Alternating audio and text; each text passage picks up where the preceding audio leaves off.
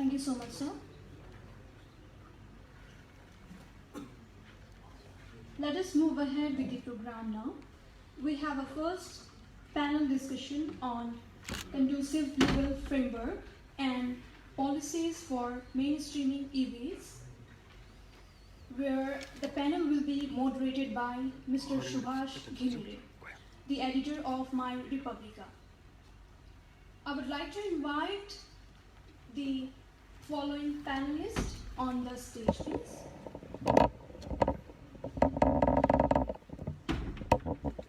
Our panelists of this session, Engineer Pramila Devi Sakya Bajracharya, who is Joint Secretary of Ministry of Physical Infrastructure and Transport. Please make a round of applause.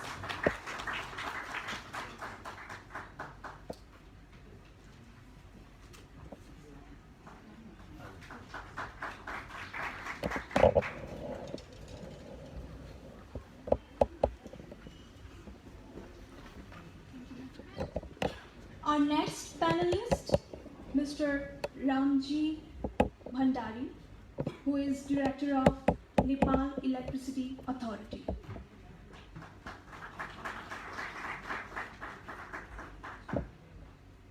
Can we have some more energy, please? Thank you.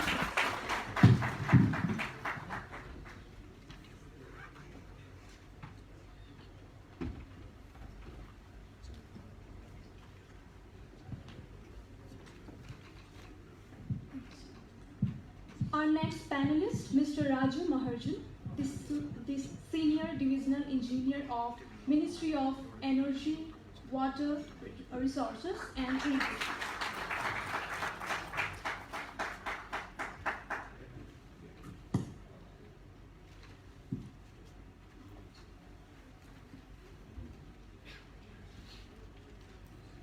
And the last, not the least, Ms. Kartika Yadav, the Planning Officer of Economic Management Division, National Planning Commission.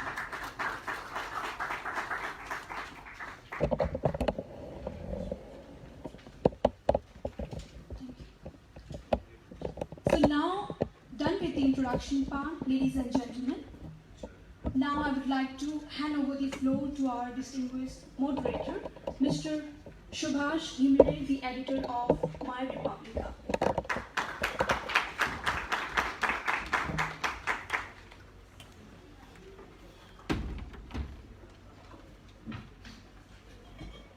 नमस्कार यो मलाई अलिकति यो हामी नेपालीमै गरे जस्तो लाग्यो डिस्कसन चाहिँ अलिकति लाग्ने पनि होला सो नेपालले 2015 मा पेरिस क्लाइमेट कन्फरेन्समा गरेको एउटा प्रतिबद्धता अनुसार चाहिँ 2020 सम्म चाहिँ सार्वजनिक भेहिकल्सहरू चाहिँ 20% इलेक्ट्रिक ब्याट्री पावर हुने भनेर एउटा प्रतिबद्धता जनाएको थियो प्रधानमन्त्रीले अस्ति नै त्यो 5 वटा बसको उद्घाटन गर्दा पनि त्यो कुरा पनि उठाउनु भएको थियो हैन सो त्यसमा चाहिँ खासै त्यति धेरै प्रगति भएको जस्तो यसो लागेन किनभने अहिले यसो नम्बर हेर्दाखेरि चाहिँ त्यो प्रतिबद्धता पुरा गर्न चाहिँ हामीले केही नभए पनि 20,000 इलेक्ट्रिक बसहरू चाहिँ किन्नुपर्ने रहेछ 2020 सम्म टाइम चाहिँ त्यति छैन हामीसित सो यसको बारेमा अलिकति म हाम्रो मन्त्रालयबाट सुरु होला प्रमिलाजीबाट त्यसपछि हाम्रो प्लानिङ कमिसनमा आउँछु यो यसमा के प्रगति भएको छ किन त्यति धेरै चासो मतलब कुराहरू चाहिँ व्यक्त हुन्छ मन्त्रीजी पनि भर्खर आएर भाषण गर्नुभयो हैन तर त्यो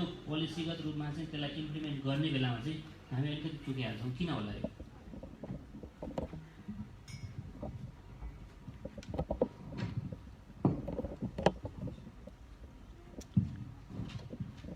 धन्यवाद स्वास्थ्य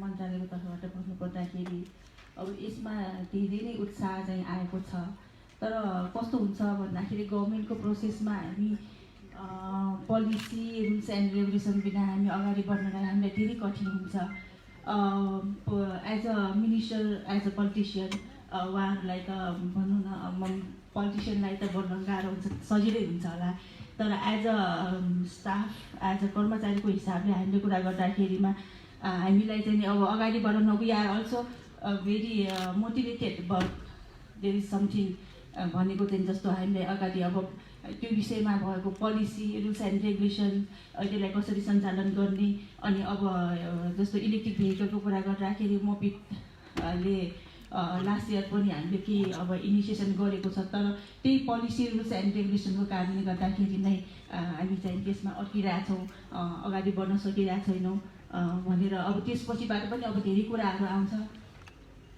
यो वर्षको बजेट वक्तव्य तथा नीतिको कार्यक्रममा पनि प्रमोसन अफ इलेक्ट्रिक भेहिकलको कुरा आइसकेको छ तर त्यसको लागि पनि अब हामीले रुल्स रेगुलेसन र पोलिसीबाट नै हामी अगाडि बढ्नुपर्छ भन्ने मलाई लागेको छ र यसको अलावा अब यसको चाहिँ नि चार्जिङ स्टेसन्सहरूको कुरा पनि आएको छ र यी कुराहरूलाई चाहिँ नि सबै कोअर्डिनेसन बिट्विन मोपिड मिनिस्टर अफ एनर्जी र विद्युत प्राधिकरणसँग सबैको समन्वय भएर चाहिँ नि हामीले चाहिँ एउटा ठोस एजेन्डा तयार गरिसकेपछि मात्रै अगाडि बढ्न सकिन्छ भन्ने मलाई लागेको छ भनेपछि हामी यो जहिले पनि हाम्रो चाहिँ यो कार्यक्रमहरू बडो आकर्षक हुने अनि त्यसपछि त्यसको इम्प्लिमेन्टेसन पार्टमा गएपछि यही कुराहरूमा रुल्स रेगुलेसन्सहरू बनाउने ट्राफिक ल कानुनहरू बनाउने उसमै हामी अल्झिएर नै यो काम नहुने भन्ने बुझ्ने हो हामीले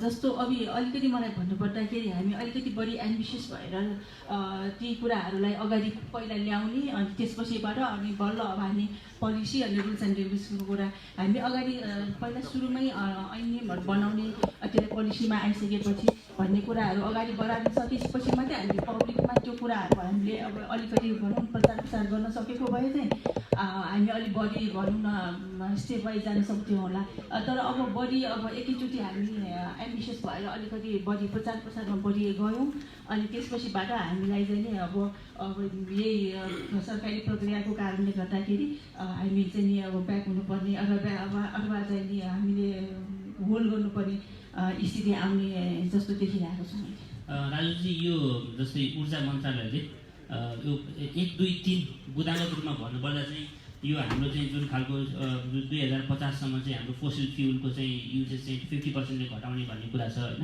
हाम्रो चाहिँ जुन अहिले पनि भन्नुभयो भन्दाखेरि पनि पछिल्लो 9 महिनामा चाहिँ हामीले आयात गरेको फोसिल फ्युल छ 1,54 अर्ब जति रहेछ मैले यसो हेर्दाखेरि त्यो चाहिँ गत वर्षको तुलनामा 33%ले बढेर छ होइन भनेपछि यो ट्रेन्ड त बढ्दै गइरहेको देखिन्छ भनेपछि यो मन्त्रालयले चाहिँ कसरी यो त राष्ट्रिय सुरक्षाको विषय पनि हो नि होइन सो यसलाई कसरी हेरिरहेको छ पेट्रोलियम पाइपलाइन भर्खर फेरि सम्पन्न पनि भयो यता हामी इलेक्ट्रिक भेहिकल्सको पनि कुरा गरिरहेको छौँ यो कसरी बुझ्ने हामीले जनताले चाहिँ यो कुरा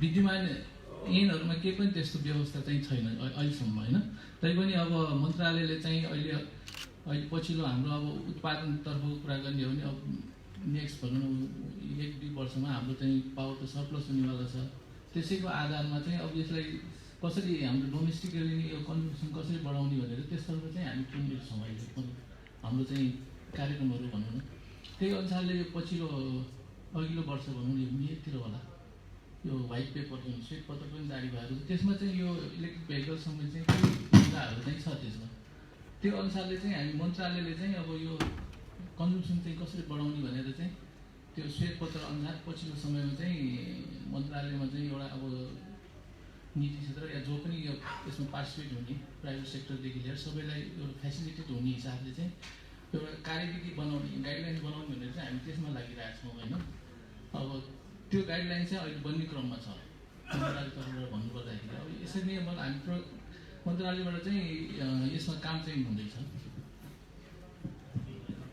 तर यो काम हुँदैछ भने चाहिँ यसको कुनै टाइम फ्रेम छ त हामीसित कहिलेसम्म होला यो अनि यसको चाहिँ जस्तै यो 2020सम्मको प्रतिभा त सकिनु पनि लागिसक्यो होइन भनेपछि यो कानुन चाहिँ त्यसपछि मात्रै आउने हो के हो त यो नत्र यो अहिलेसम्म यो गाइडलाइन्स आइसकेको हुन्थ्यो होइन त्यसमा यसमा केही कानुनी नै केही समस्याहरू आएर यो ड्राफ्ट चाहिँ सबै रेडी भयो टेक्निकली सबै रेडी भइसक्यो होइन तर यसमा एउटा के छ जस्तै अघि मैले भने हाम्रो अहिले यो विद्युत ऐनमा या कोही पनि त्यो व्यवस्था नभएको त्यो कार्यविधि बनाउँदाखेरि पनि त्यो कहाँ कुन अधिकार लिएर कहाँबाट त्यो कुनै एउटा भनौँ न ऐनको त्यहाँ नियमको केही त्यो क्लजहरू चाहिँ त्यहाँ खुलाउनु पर्ने हुन्छ त्यो चाहिँ क्लियर नभएको भएर अहिले त्यो त्यसले कसरी त्यो एड्रेस गर्ने भनेर त्यसमा छलफल भइरहेको छ। अनि कार्तिकजी यो जुन 15औँ जुन हाम्रो यो छ पिरियडिक प्लान छ प्लानिङ कमिसनले जुन तयार पारेको त्यसमा पनि त यो क्लिन एनर्जी मैले यो सस्टेनेबल जुन युनाइटेड नेसन्सको 7 नम्बरको गोल होइन त यो अफोर्डेबल एन्ड क्लिन एनर्जी सम्बन्धी चाहिँ एउटा प्रावधान पनि राखिएको छ र यसमा यो जहिले पनि एउटै कुराहरू आइरहेको छ। यो हाम्रो एउटा प्लानिङ कमिसनले एउटा बनाउँछ एउटा प्लान बनाउँछ तर त्यो चाहिँ न कहिले त्यो अचिभ हुन्छ न कहिले त्यो नजिकतिर पनि पुगे हामी देखिरहेको हुँदैनौँ कि भनेपछि यो तपाईँहरूले यो अहिलेको यो कन्टेक्स्टमा चाहिँ यो क्लिन एनर्जी सम्बन्धीको चाहिँ एउटा सिनारियो कसरी हेरिरहनु भएको छ रियलिस्टिक रूपमा चाहिँ हामीले भनौँ न 1 वर्ष 2 वर्ष नेक्स्ट 5-10 वर्षमा चाहिँ के अचिभ गर्न सकिन्छ एउटा क्लिन एनर्जी प्रमोट गर्ने सम्बन्धमा। हजुरले जुन भन्नुभयो कि राष्ट्रिय योजना आयोगले योजना त बनाउँछ तर त्यो कार्यान्वयन हुँदैन। I think that just goes on to show a broader picture of how our nation is working. It's not just an inefficiency of the organization in itself, but rather I think there's a lack of coordination amongst line ministries and the planning commission. When it comes to our organization's work, we all know that it is an advisory body and it is also the focal point of sustainable development goals. Like you said, the goal number 7 of clean energy, in the 15th periodic plan, we've actually this time clearly spelled out that there needs to be an increase in the production of hydroelectricity so that we can, and there's also in the operating policies of under hydroelectricity, we have also mentioned that there needs to be more electric vehicles in operation and the private sector needs to come in and join the government to build charging stations. So I think as our organization, when it comes to clean energy and electric vehicles, we have mentioned it and clearly spelled it out in our objectives, strategies and operating policies. And this thing about that not coming into operation is just a lack of coordination. And there's this thing called silo mentality. I think that is very prevalent, not just in the bureaucracy, but in other organizations as well, where there is information, but people do not share it with other divisions of the same ministry or organization. So I think because of that, Ministry of Energy, Ministry of Physical Infrastructure and Transport, and NPC, sometimes they're, it seems like they're working exclusively when they are not, and they should not be. So my next question to you is, what is the process of consultation with the stakeholders when you make these strategy papers? Because it looks like when you read these are sweeping statements and they're impressive, but like when it comes to implementing, and sometimes I see the Prime Minister is not happy with the way the Planning Commission is formatting some of these plans. So I think there's definitely a disconnect. So how do you ensure that when you make let's talk about the clean energy and electric vehicles, when you propose certain strategy for clean energy, so what is your process of consultation? Are these people who are part of this process involved? Are they convinced with the way that you are moving forward? Yes, I don't know what is coming up in the media, but as an employee of National Planning Commission, I really see that the Prime Minister has been consistently growing quite positive towards our organization and the way it is functioning, and especially when it comes to discussing, for example, earlier EPC Chairman Mr. Sujit Acharya talked about hydroelectricity and all, and how in the next 5 years we have the capacity to actually produce 5,000 megawatts. And that is exactly what we put in our approach paper. And the process of consultation, especially now that we've come into we've become a federal country, we have gone to provincial levels. We've discussed it with the public and other stakeholders there. We're also thinking of going to the local levels now, but we've tried it with the provincial for now because of looking at our capacity constraints. So we have consistently been talking and discussing it with the stakeholders in the capital, but also very much so and quite more in the provincial levels for now. And some things are very, like you say, Mahatvakanshi in the plan, but I think it's all been discussed with line ministries and the relevant stakeholders. That's what I see as an employee of the organization.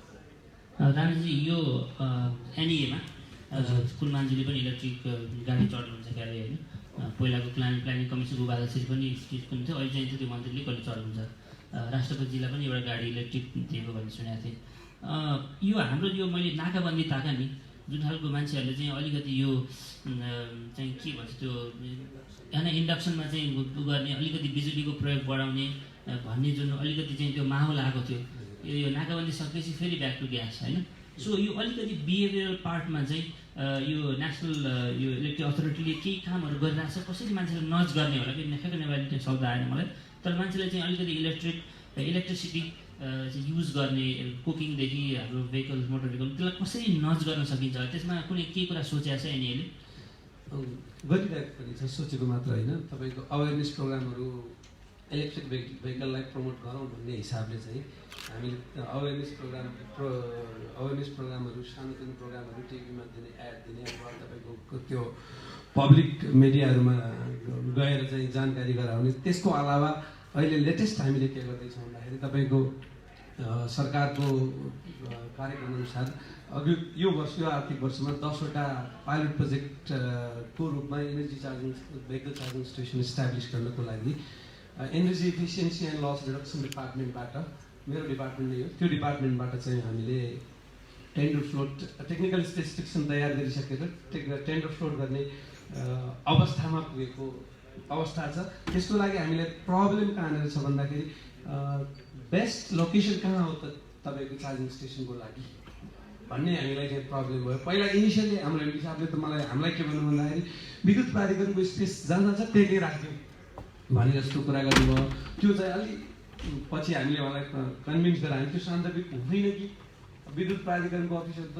भित्र कता कता छ त्यस कारणले तपाईँको public private भेहिकल्सहरूलाई चाहिँ त्यहाँ लगेर चार्ज गर्नु भनेको त अप्ठ्यारो हुन्छ त्यस कारणले गर्दाखेरि होइन एक्चुअली सार्वजनिक सूचना निकालौँ कसैबाट चाहिँ अब तपाईँको राइजिङ मल फ्री मल हस्पिटलहरू कहीँबाट चाहिँ त्यस्तो फ्री स्पेस अभाइलेबल हुन्छ भने त्यहाँ किन नराख्ने त्यो संरचना चाहिँ सरकारले बनाइदिने अनि सञ्चालन गर्नको लागि पनि तपाईँको 5 years 10 yearsको वारेन्टीमा जस्ट लिजमा अपरेट गर्नको लागि केही कन्ट्र्याक्टरलाई नै दिने हिसाबमा चाहिँ हामीले टेन्डर डकुमेन्ट फास्ट चार्जिङको लागि चाहिँ तयार गरेको अवस्था छ र अब मिडियामा पनि यसको बारेमा चाहिँ भेहिकल चार्जिङ स्टेसनको र इलेक्ट्रिक भेहिकललाई बुस्टअप गर्नको लागि विद्युत प्राधिकरणले विभिन्न प्रोग्रामहरूमा विभिन्न ठाउँहरूमा भनिरहेको अवस्था छ राजुजी यो हाम्रो चाहिँ अहिले भर्खर जुन सरकारले चाहिँ के निर्णय गरेको छ भने यो मोनिटरी पोलिसी मार्फत चाहिँ यो जुन गाडी किन्ने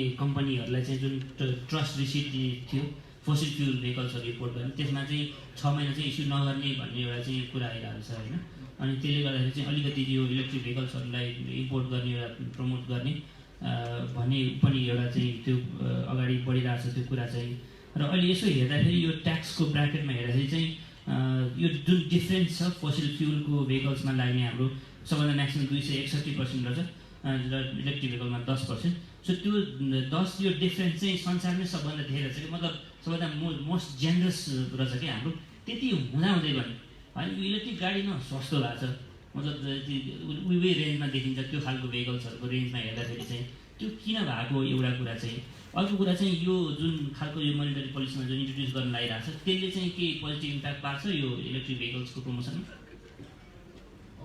यसो हेर्दाखेरि पक्कै पार्नुपर्ने हो होइन अब त्यो ट्याक्स डिफ्रेन्सै त्यत्रो भइसक्यो कस्ट त पक्कै पनि त्यही अनुसारले अहिलेको चलिरहेको कस्टभन्दा फाइदा नै होला मतलब इलेक्ट्रिक भेहिकलको कम्पिटिसनको लागि कम्पिटिसनको हिसाबले अब त्यो अझै पनि अब जस्तो तपाईँको भनेअनुसार अझै पनि कस्ट किन त्यति सस्तो भएन भन्ने कुरा होइन अब यसमा चाहिँ यो मेन त म्यानुफ्याक्चरिङ टेक्नोलोजी चाहिँ अहिले मतलब नयाँ टेक्नोलोजी भएको भएर अब बिस्तारै यो चाहिँ अब कस्ट चाहिँ डाउन हुँदै आउला जस्तै अहिले अरूभन्दा पनि यसमा लाग्ने टेक्नोलोजीको हिसाबभन्दा सबभन्दा त्यसको ब्याट्री ब्याकअप नै हो सबभन्दा होइन ब्याट्रीको कस्ट त अब अहिले पछिल्लो केही वर्षको उसमा हेऱ्यो भने चाहिँ ब्याट्री कस्ट चाहिँ एकदम घट्दै आइरहेको छ त्यही हिसाबले यसको कस्टिङ पनि डाउन हुन्छ होला कतै पनि होइन अब अरू टेक्नोलोजीहरूमा पनि जस्तै चार्जिङकै कुरा गर्ने हो भने चार्जिङहरू पनि यसमा नयाँ नयाँ टेक्नोलोजीहरू आउँदैछ त्यो बिस्तारै त्यो घट्ने सम्भावना धेरै छ मौद्रिक नीतिको जुन त्यो ट्रस्ट रिसिट नदिने भन्ने कुरा छ त्यसमा चाहिँ के छ यसले यो प्रमोट गर्ला यो ठ्याक्क अब हाम्रो मन्त्रालयसँग सम्बन्धित भन्दा अर्थसँग बढी सम्बन्धित छ होइन। अब अर्थ मन्त्रालय र राष्ट्र ब्याङ्कले यो लागू गर्यो भने त पक्कै पनि यो राम्रो कुरा हो। प्रणाजी अर्को कुन चाहिँ यो पनि फेरि अब कुन चाहिँ मन्त्रालय कस्तो थाहा भएन होइन। जुन त्यो प्रधानमन्त्रीले चाहिँ 5वटा जुन इलेक्ट्रिक बसको उद्घाटन गर्नुभयो यहाँ फुलचोकमा भव्यताका साथ जुन BYD को बस, अहिले अब त्यसको विवाद चरममा पुगेको छ होइन। त्यो चाइना बनायो होइन, इन्डियाबाट ल्याएको, त्यसको सर्टिफिकेट यावत कुराहरू यो चाहिँ चलिरहेको छ। उता त्यो चार्जिङ स्टेसन बनाउने कुरा लुम्बिनीमा, त्यसको चार्जिङ स्टेसन बनाउने त्यो समयलाई चाहिँ यहाँ चलाउने भन्ने पनि कुरा थियो। यो कहाँनिर अड्किया छ हुन त तपाईँलाई फेरि तपाईँको मन्त्रालय अन्तर्गत भन्ने भने पुरै सकियो होइन। तर यो कहाँनिर कुन चाहिँ मन्त्रालयमा कहाँ गएर अड्किया हो त्यो कसलाई सोध्ने हो त हामी?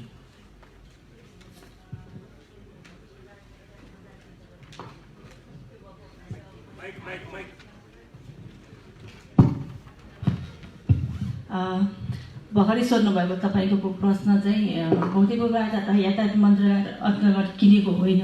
त्यो भएको हुनाले अब यो कुन मन्त्रालय अन्तर्गत पऱ्यो भन्ने विषयमा पनि अब सरले थाहा छ भएसँगले भनिदिनु होला, मलाई पनि ठ्याक्कै यो थाहा पनि भएन। उहाँले कि एनइएललाई के थाहा छ त्यसको बारेमा?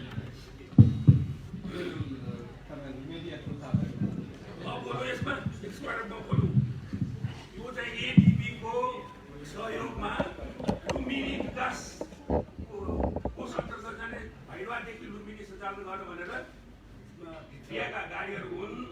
त्यसलाई जबरजस्ती जाने काठमाडौँमा ल्याइयो। काठमाडौँ ल्याएपछि अब के गर्ने कसैलाई थाहा छैन। भयो कुरा त्यो अघि सिम्पल कुरा, यो के हुन्छ भन्ने कुरो कसैलाई थाहा छैन।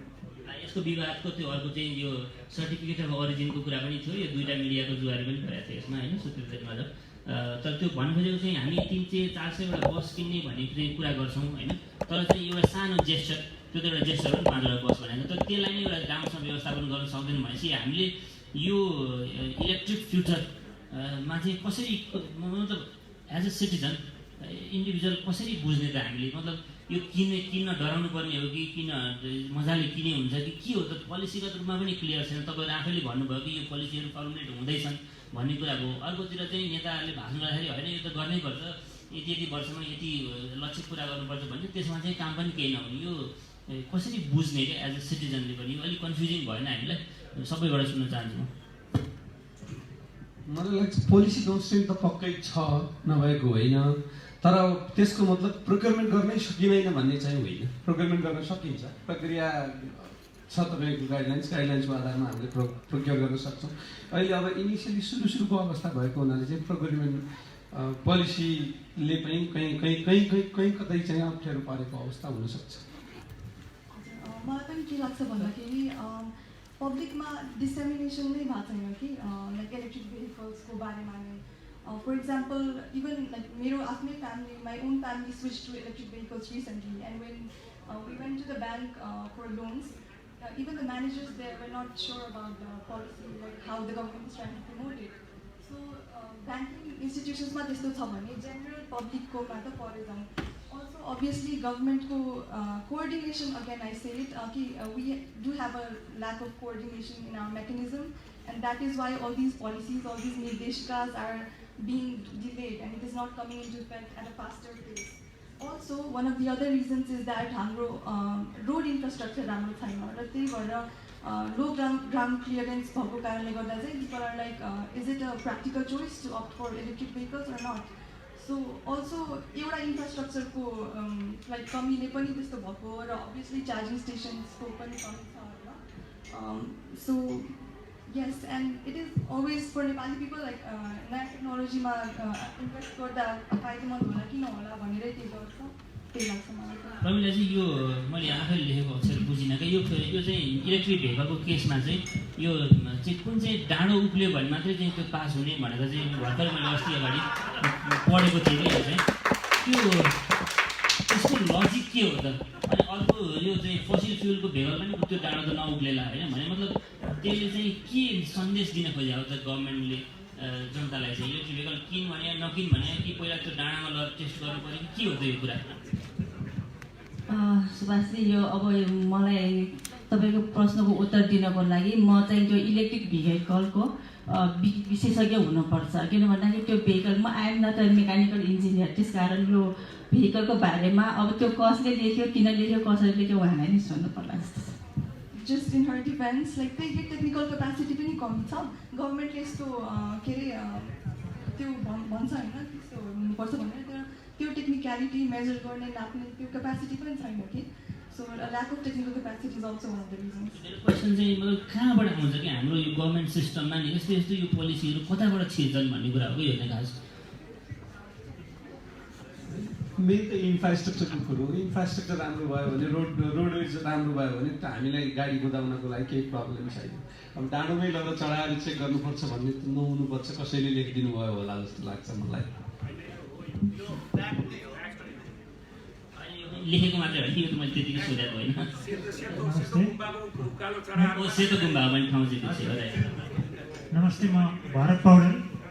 व्हाइट गुम्बामा इन्डियामा जति पनि अलिअलि के अरे पेट्रोलवाला बाइकहरू आउँछ 7 डिग्रीमा टेस्टिङ भएर आउँछ र नेपालमा सर्टिफिकेट पेस गरेको भएको दरकार हुन्छ। व्हाइट गुम्बामा जहाँनिर इलेक्ट्रिक 2 व्हिलर अरू 4 व्हिलर टेस्ट हुन्छ त्यहाँ 8.5 डिग्रीबाट सुरु भएर 17 डिग्रीसम्म जहाँनिर फेल हुँदैन तर त्यति बेलासम्म कुदाइन्छ, त्यसपछि फेल भएपछि छोडिन्छ। त्यसलाई फेल गराउने ठाउँ हो, पास गराउने ठाउँ। त्यसो गर्दाखेरि इलेक्ट्रिक भेहिकललाई फेल गराउनको लागि गाडो चढाएको, पास गराउनु पर्दैन। पास गराउने हो भने यति डिग्री भनेर तोक्नु पऱ्यो। अहिलेसम्म यातायात नीति 2071 आएको 4 वर्ष भइसक्यो। त्यसपछि केही पनि किन बन्दैन यो क्वेसन मात्रै। त्यसको डिग्री किन बन्दैन, त्यसको नियमहरू किन बन्दैन, फेल गराउनु बनाइन्छ। एन्सर त्यही हो। उहाँको जवाफ मलाई लाग्छ त्यसको लागि टेक्निकल प्यारामिटर्स पक्कै छ। एउटा इन्डिकेसन मसँग यहाँ मोबाइलमा फोटो पनि छ, देखाउन सक्छु हजुरहरूलाई। म एउटा चाइनाको बस कम्पनी युटुङ इलेक्ट्रिक बस कम्पनीमा भिजिट गरेको थिएँ। त्यहाँ पनि टेस्ट ड्राइभमा चाहिँ सर्टेन डिग्री इन्क्लिनेसन नभइकन गाडी चाहिँ पास हुँदैन। तपाईँको यसरी नै गाडी भिडबाट मेरो मोबाइलमा पनि म देखाउन सक्छु। त्यो डिग्रीमा चाहिँ गाडीलाई गुडाइसकेपछि कतिको स्पिडमा गुडाइसकेपछि बल्ल त्यो पास गरी इक्विभ्यालेन्ट हुन्छ भनेर त्यो कम्पनीले देखाएको थियो। त्यही अनुसार यो हो कि भन्ने मेरो भनाइ। यो म एनइए र ऊर्जा मन्त्रालय उहाँ दुईजना सोध्न चाहन्छु कि यो हाम्रो लार्जर कुरा यो इलेक्ट्रिक भेहिकल्सको कुरा गर्दै गर्दाखेरि चाहिँ आई थिङ्क लार्जर इस्यु चाहिँ यो अघि नै मैले भने जस्तो बिहेभियरको कुरा पनि हो कि मतलब हामीले इलेक्ट्रिसिटी केमा युज गर्न जान्ने, केमा गर्न सक्ने र प्र्याक्टिकल रूपमा केमा गर्न हुन्छ भन्ने कुरा पनि हो।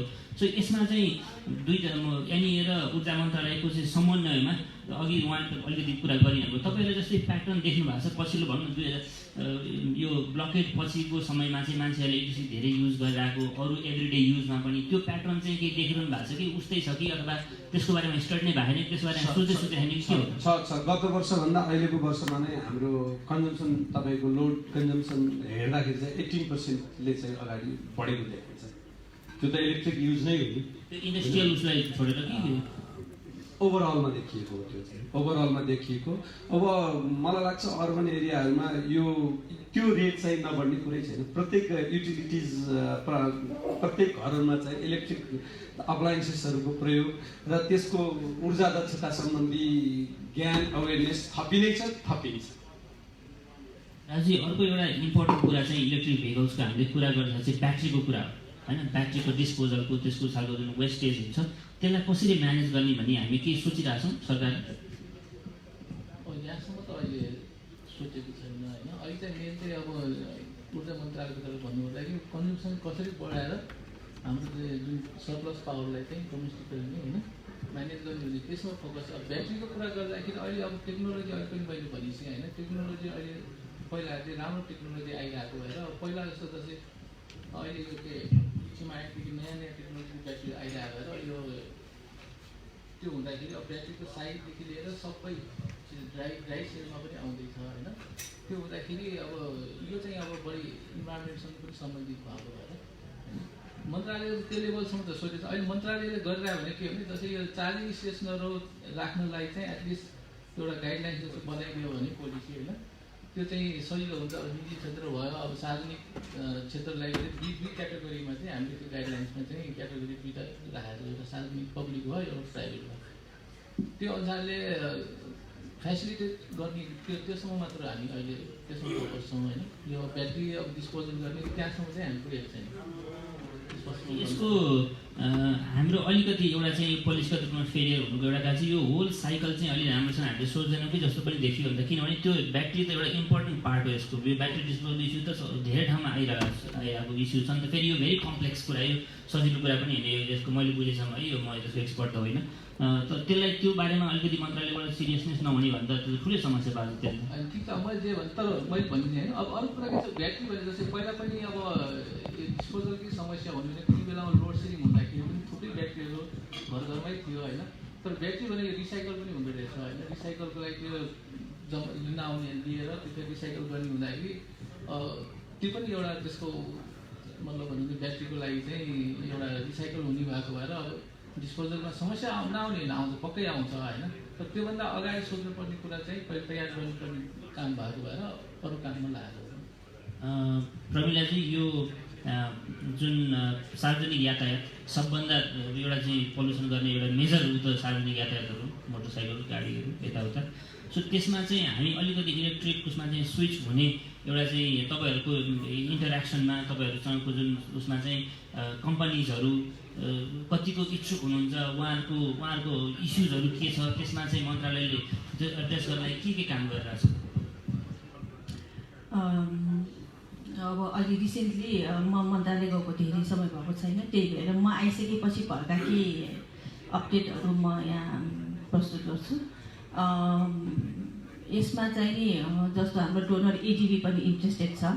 एडिबीले पनि अब एउटा चाहिँ नि टिएम मार्फत चाहिँ नि यो इलेक्ट्रिक भेहिकल्सहरूलाई प्रमोसनको लागि कार्यक्रम ल्याउने भनेर हाम्रो मन्त्रालयमा म आइसकेपछि एउटा मिटिङ कन्डक्ट भइसकेको छ। र उहाँहरूले पनि यसमा चाहिँ कस्तो छ भन्दाखेरि मासमा नै इलेक्ट्रिक भेहिकल ल्याउन सक्यो भने चाहिँ नि यो चाहिँ नि अब जुन फसिल फ्युल्सहरूको कन्ज्युसन कम हुने र इन्भाइरोमेन्ट प्रोटेक्सनको कुराहरू छ त्यसमा चाहिँ सपोर्ट हुन्छ भन्ने जस्तो भएको कार्यक्रमहरू ल्याउनुको लागि एउटा एक चरणको मिटिङ म आइसकेपछि भइसकेको छ। त्यस्तै गरिकन हामीसँग चाहिँ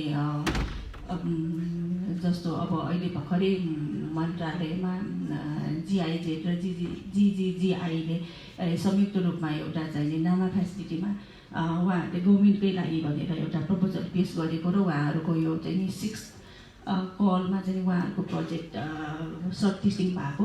त्यसपछिबाट अनि नामा फेसिलिटीबाट रिप्रेजेन्टेटिभहरू आइकन मन्त्रालयमा आइकन चाहिँ यसको लागि चाहिँ मन्त्रालयको तर्फबाट कस्तो सपोर्ट हुन्छ भन्ने खालको छलफलको लागि आइसकेको छ।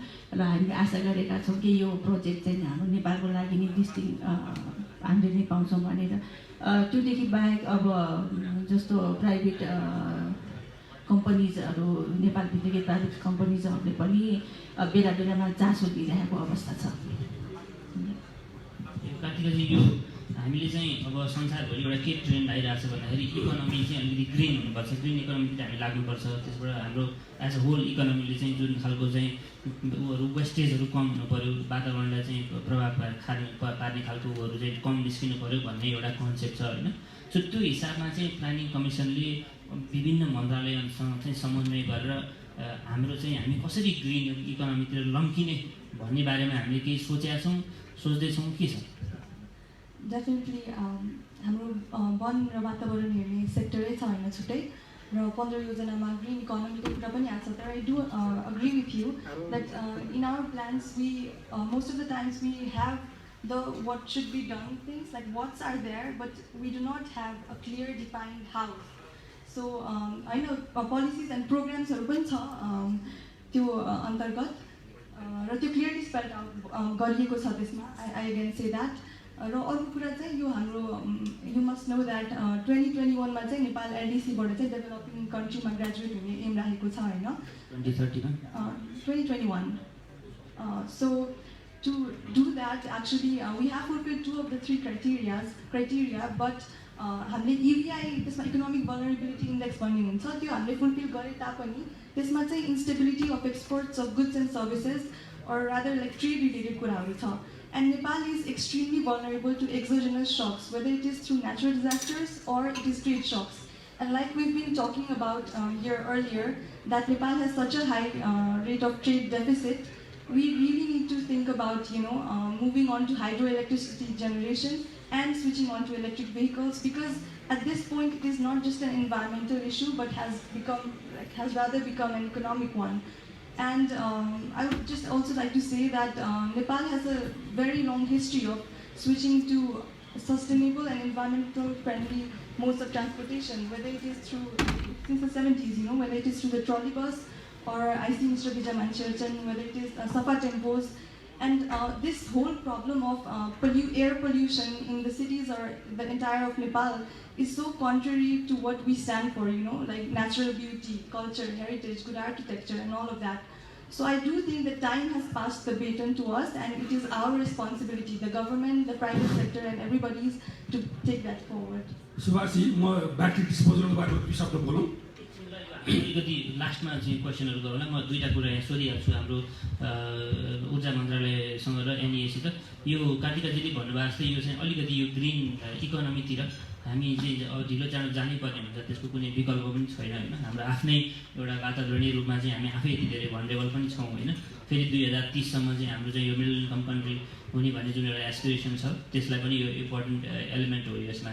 सो भनेपछि यो मैले अघि पनि अलिकति गर्नु खोजेको चाहिँ यो ग्रिन इकोनोमीमा चाहिँ हामी अलिकति चाहिँ त्यसलाई त्योतिर जानलाई चाहिँ के खालको इन्सेन्टिभ दिनु पर्ला सरकारको तर्फबाट होइन, त्यसमा चाहिँ ऊर्जा मन्त्रालयको भूमिका के होला र त्यसमा चाहिँ एनइएले कस्तो खालको सप्लिमेन्टल रोल चाहिँ खेल्न सक्ला त?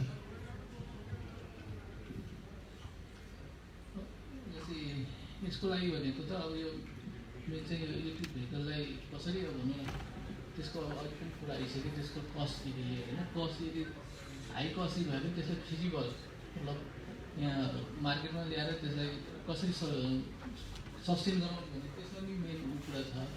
अहिले हाम्रो गाइडलाइन्स बनिरहेकोमा पनि एउटा त्यसमा कति पर्सेन्ट उहाँहरूलाई जुन सर्भिस चार्ज हुन्छ नि, चार्जिङ स्टेजमा कतिसम्म राख्दाखेरि उहाँहरूलाई त्यो जस्तै धेरै हाई भयो, इलेक्ट्रिसिटी चार्ज धेरै हाई भयो भने त्यो इलेक्ट्रिक भेहिकल त्यति प्रमोसन त हुँदैन। त्यसमा पनि हाम्रो अहिले मन्त्रालयसँग हाम्रो त्यो टिममा चाहिँ एनइए भयो, अरू छ, त्यसै के अरे आयल निगमको प्रतिनिधिलाई पनि बोलाएर हामी उहाँले यो पेट्रोल पम्पहरू कसरी सञ्चालन गरिरहनु भएको छ होइन, त्यसको पनि आइडिया लिएर हामीले चाहिँ यो इलेक्ट्रिक चार्जिङ स्टेसनहरू स्थापना गर्नलाई चाहिँ के गर्नुपर्ने कुरा एकदम विराट रूपमा हामीले छलफल गरेको। अब मेन चाहिँ अहिले यो यहाँले भने चाहिँ इकोनोमिक गर्नलाई चाहिँ मेन चाहिँ अब त्यो ट्यारिफ चाहिँ एउटा अलिकति क्रिटिकल छ क्या, त्यो कतिसम्म राख्दाखेरि चाहिँ धेरै अब इलेक्ट्रिसिटी चार्ज धेरै राख्दाखेरि पनि फिजिबल नहुन सक्छ होइन। उहाँहरूले त्यसमा चाहिँ अलिक मन्त्रालयले छलफल गरिरहेको छ।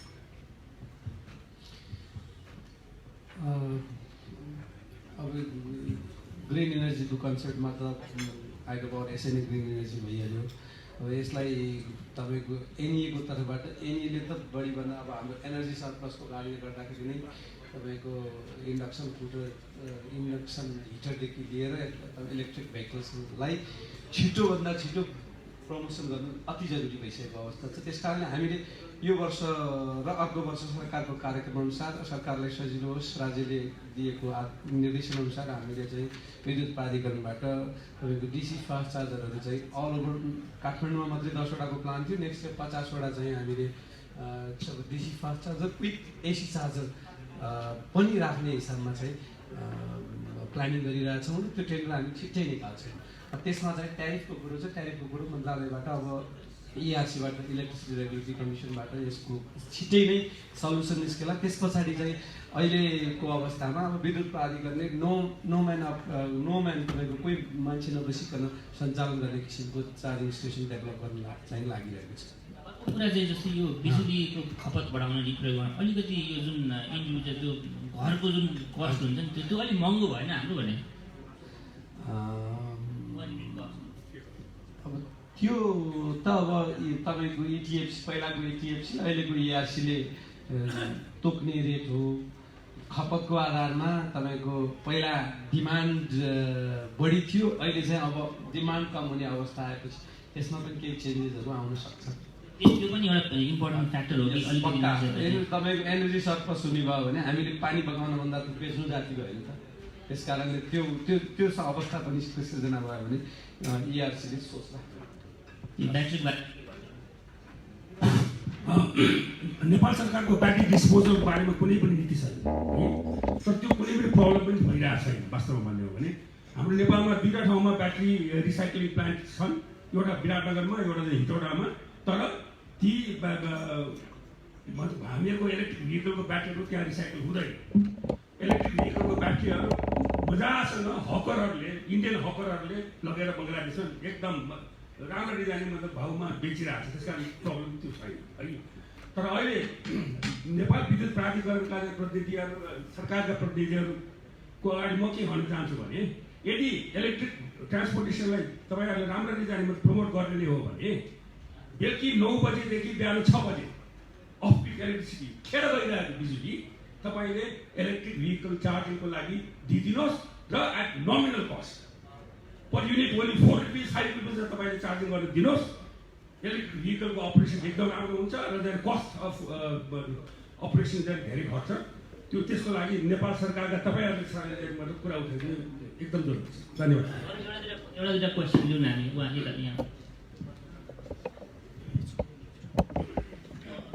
मेरो नाम अमृत हो ऊर्जा अध्ययन केन्द्रसँग आबद्ध छु मेरो प्रश्न चाहिँ हाम्रो यातायात मन्त्रालयबाट प्रमिलाजीलाई छ र हामी नेपाल चाहिँ के हो धेरै इन्टरनेसनल एग्रिमेन्टमा हामी सिग्नेटोरी हुन्छौँ जस्तै अब एउटा उदाहरणको लियौँ हामी ग्लोबल फ्युल इकोनोमिक इनिसिएटिभ भन्ने चाहिँ एउटा चाहिँ अब युनाइटेड नेसन इन्भाइरोमेन्ट प्रोग्रामकै एउटा चाहिँ अङ्ग हो र त्यसमा पनि के भनेको छ भने 2005मा जति पनि हाम्रो फ्युल इकोनोमी छ लाइट ड्युटी भेहिकल्स हामी मात्रै हेभी ड्युटी भेहिकलको भनिरहेको छैन मोटरसाइकल बाहेक जस्तै कार जिप यो भ्यान र चाहिँ हामी माइक्रो बसेसहरूको र त्यसको फ्युल इकोनोमी हामी कहाँ जति छ भने फ्युल इकोनोमी भन्दाखेरि चाहिँ कति litre of gasoline equivalent per 100 kilometre जाँदाखेरि कति खपत हुन्छ र नेपालको हामीले चाहिँ त्यही हो चाहिँ एउटा स्टडी गरिरहेका छौँ र 6.9 हाम्रो चाहिँ के छ त खपत हुन्छ र उनीहरूले के भनेको छ भने 2030 सालमा त्यसलाई 3.5 मा झार्नुपर्छ जस्तो 50% घटाउनुपर्छ भनेर भनेको छ र यो 50% घटाउनलाई चाहिँ अहिले हामीले चाहिँ यो विगत हाम्रो चाहिँ तपाईँकै यातायातमा कति नयाँ गाडीहरू इम्पोर्ट भएको छ भनेर हामी हेऱ्यौँ 2016सम्म हेर्दाखेरि के पायौँ भने हरेक वर्ष यो फ्युल इम्प्रुभमेन्ट अराउन्ड 1.9% बढेर गइरहेछ र यो गयो भने चाहिँ करिब चाहिँ 2030 सालमा यही टेन्डेन्सी गयो भने जति हामी इम्पोर्टहरू तपाईँको यो लाइट ड्युटी भेहिकलहरू झन्डै 22%ले बढेर गइरहेको छ एभ्री इयर अब कार पनि त्यही किसिमले हाम्रो चाहिँ जिप भनौँ हामी एसयुभी भनौँ एसयुभी त 30%ले ग्रो भएर गइरहेको छ भन्दाखेरि बाई 2030मा त खालि 10 वर्षको 2020 देखि 2030 सालसम्मको मात्र हामीले हिसाब गऱ्यो भने नेपालमा झन्डै 25 लाखको गाडी हुन्छ यो ग्रोथ रेट गयो भने 25 लाखको गाडी हुन्छ र यो 25 लाखको गाडी यदि यो हिसाबले गयो भने यसले चाहिँ हामी एचिभ गर्न सक्छौँ हाम्रो चाहिँ इम्प्रुभमेन्ट भयो भने 4.8 जति हुन हुन्छ भन्दाखेरि अब 3.5 मा लैजानलाई अहिलेको चाहिँ कन्भेन्सनल गाडीले सक्दैन हामीले चाहिँ ल्याउनै पर्छ इलेक्ट्रिक भेहिकल चाहिँ के हो हाम्रो यो अहिलेको कन्भेन्सनल भेहिकल भन्दा 60% फ्युल इफिसियन्ट छ 60% फ्युल इफिसियन्ट छ र त्यो कारणले पनि म त के पनि भन्छु भने यहाँ अगाडि अहिलेको रेटमा 12 रुपियाँमा दिए भने पनि 100 किलोमिटर चढ्नलाई इलेक्ट्रिक भेहिकललाई चाहिँ 2.2 लिटर ग्यासोलिन बराबर मात्र चाहिन्छ जबकि अर्को कारलाई चाहिँ अहिले 5.8 चाहिन्छ जति 6 लिटर चाहिन्छ 100 किलोमिटर जानलाई भन्दाखेरि हामी 60% चिप छौँ 12 रुपियाँको ट्यारिफमा इलेक्ट्रिक भेहिकल्स र त्यस कारण चाहिँ म एउटा चाहिँ सोध्न चाहन्छु हामी साइन गर्छौँ यो गर्छौँ यहाँ कुराहरू सुन्दाखेरि पनि कोअर्डिनेसन छैन भन्छौँ साइन गर्छौँ र कसरी यी कुराहरू एचिभ गर्ने त हामीले 2030 सालमा मेरो यो चाहिँ प्रोजेक्सन 50% घटाउने भयो भने 50% नै इलेक्ट्रिक भेहिकल चाहिन्छ। Thank you. अब कसरी चाहिँ त्यो जुन चाहिँ यो पोलिसीहरू चाहिँ हामी कसरी निर्माण गर्छौँ ताकि हामी साइन पनि गर्छौँ तर के पनि गर्दैनौँ र यो कसरी चाहिँ हामीले चाहिँ यसलाई चाहिँ यो चाहिँ हामी इम्प्लिमेन्ट गर्न सक्छौँ त्यही एउटा मेरो प्रश्न छ। प्रमिलाजीलाई म त्यसमा अलि थप्छु पनि उहाँले भन्नु जस्तै 2030देखि चाहिँ हाम्रो दुईवटा छिमेकी राष्ट्र भारत र चीनले चाहिँ इलेक्ट्रिक भेहिकल्स मात्रै उत्पादन गर्ने भनेर चाहिँ उनीहरूले घोषणा गरिसकेका छन् होइन।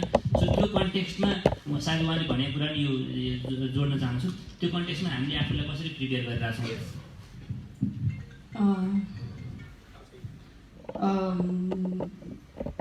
यो विषयमा भन्नुपर्दाखेरि होइन यसमा हामीले चाहिँ नि मलाई कस्तो लाग्छ भन्दाखेरि हामीले गभर्मेन्टतिर मात्रै आँखा तेर्साएर हुँदैन, गभर्मेन्टतिर मात्रै औँला तेर्साएर हुँदैन। यो विषयमा इन्डिभिजुअल आफैले पनि प्रयास गर्दै लिएर जानुपर्छ भन्ने मलाई लाग्छ।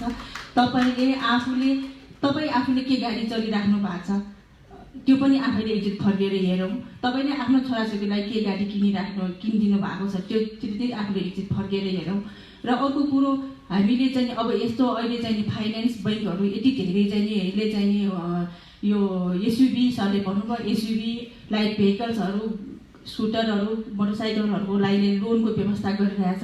हामीले त्यतातिर पनि सोच्नु बाउ आमाको आफ्नो गाडी छ, छोराछोरीको स्कुटर छ, मोटरसाइकल छ भनेपछि यस्तो चिजहरूलाई हामीले चाहिँ नि अलिकति निरुत्साहित नगरिकन हामीले गभर्मेन्टतिर मात्रै आँखा तेर्साएर चाहिँ नि यो औँला तेर्साएर चाहिँ यो चिजमा हामीले चाहिँ नि उपलब्धि गर्न सक्छौँ जस्तो मलाई लाग्दैन।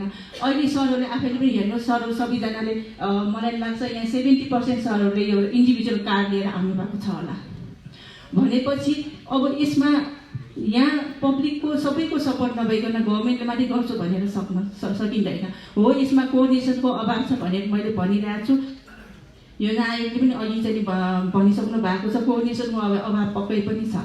तर हामी चाहिँ प्रयासरत छौँ, यसमा हामीले अगाडि बढ्नै पर्छ र मलाई जहाँसम्म लाग्छ सबैको प्रयासबाट इभन गभर्मेन्टको र सबै इन्डिभिजुअलको प्रयासबाट चाहिँ हामी चाहिँ यसमा चाहिँ सरले भन्नुभयो जस्तै अब यहाँनिर अघि 60% को नभए तापनि केही चाहिँ हामीले त्यो केही पर्सेन्टेज हामीले अचिभ गर्न सक्छौँ भन्ने मलाई लागेको छ।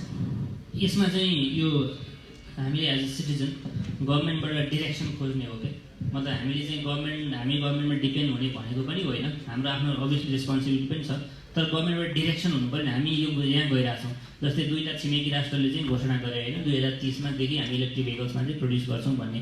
सो त्यो डिरेक्सन भएपछि त व्यापारीहरूले त्यो खालको इकोनोमीले पनि त्यो अनुसार एडजस्ट गर्दै जान्छ भन्ने कुरामा हामी छलफल गरिरहेछौँ यसमा। सो त्यही भएर मेरो अघिको प्रश्न पनि थियो कि म फेरि एकपल्ट सोध्न चाहन्छु कि जस्तै यो त्यही कन्टेक्स्टमा चाहिँ हामीले आफूलाई प्रिपेयर भोलिको लागि हामीले प्रिपेयर गरिरहेको छैन हाम्रो इकोनोमी हाम्रो सिस्टमहरूलाई त्यो अनुसार हामीले प्रिपेयर गरिरहेको छैन भन्ने कुरामा चाहिँ म कार्तिकजीबाट सोध्छु। सो प्लानिङ कमिसनको यसमा I think very important role, जुन तलदेखि माथिसम्म कोअर्डिनेसन गर्न पनि प्रोभिन्ससँग पनि कोअर्डिनेसन गर्न। सो यसमा चाहिँ हामीले कसरी फोर्सी गरिरहेछौँ त हाम्रो इकोनोमिक सिस्टम्सहरूलाई अपग्रेड गर्ने त्यो अनुसार चाहिँ लैजानलाई केही हिसाबमा हामीले एटलिस्ट केही सोचिरहेछौँ त्यसको बारेमा?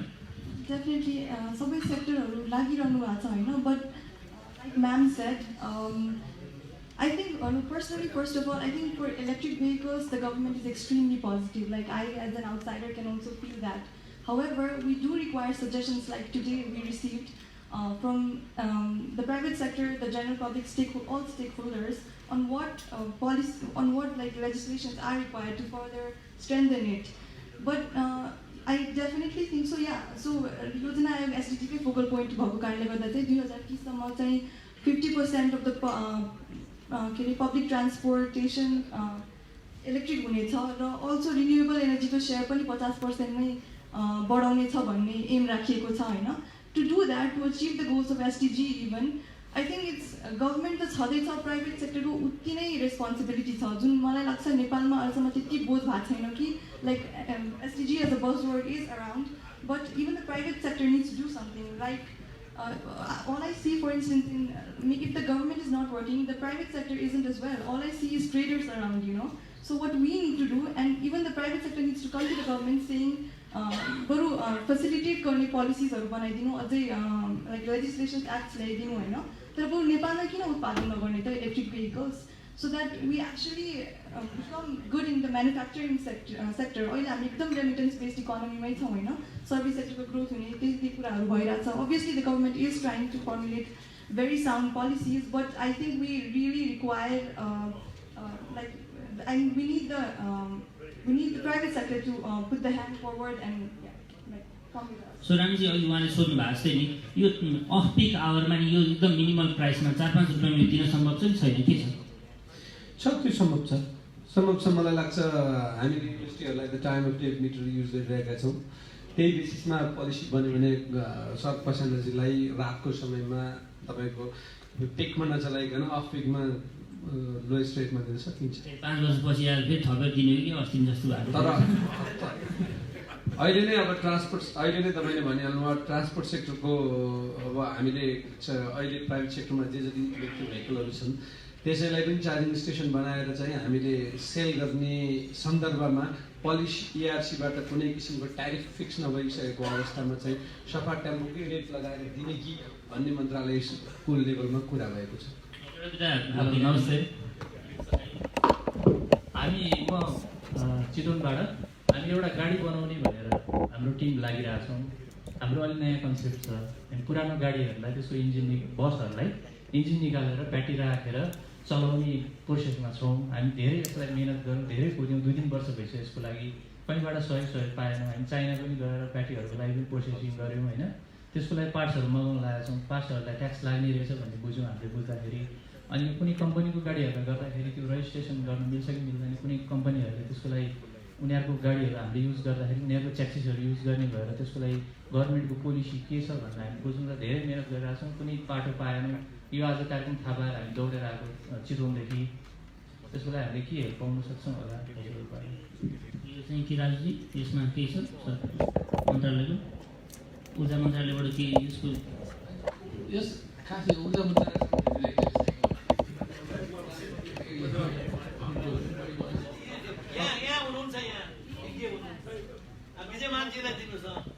नेपालको कानुन अनुसार एउटा जाने सिस्टमबाट अर्को सिस्टममा जाने वर्जित छ. Conversion is not allowed in Nepal. त्यो चाहिँ एकदम खतरा जाने मतलब हो. त्यस कारण जाने त्यो जाने कानुनलाई खारेज गरेर पुरानो गाडीहरूलाई त्यसको इन्जिन हटाएर इलेक्ट्रिक भेहिकलमा कन्भर्ट गर्ने एउटा नीतिगत योजना नै हुनुपर्छ. पछाडि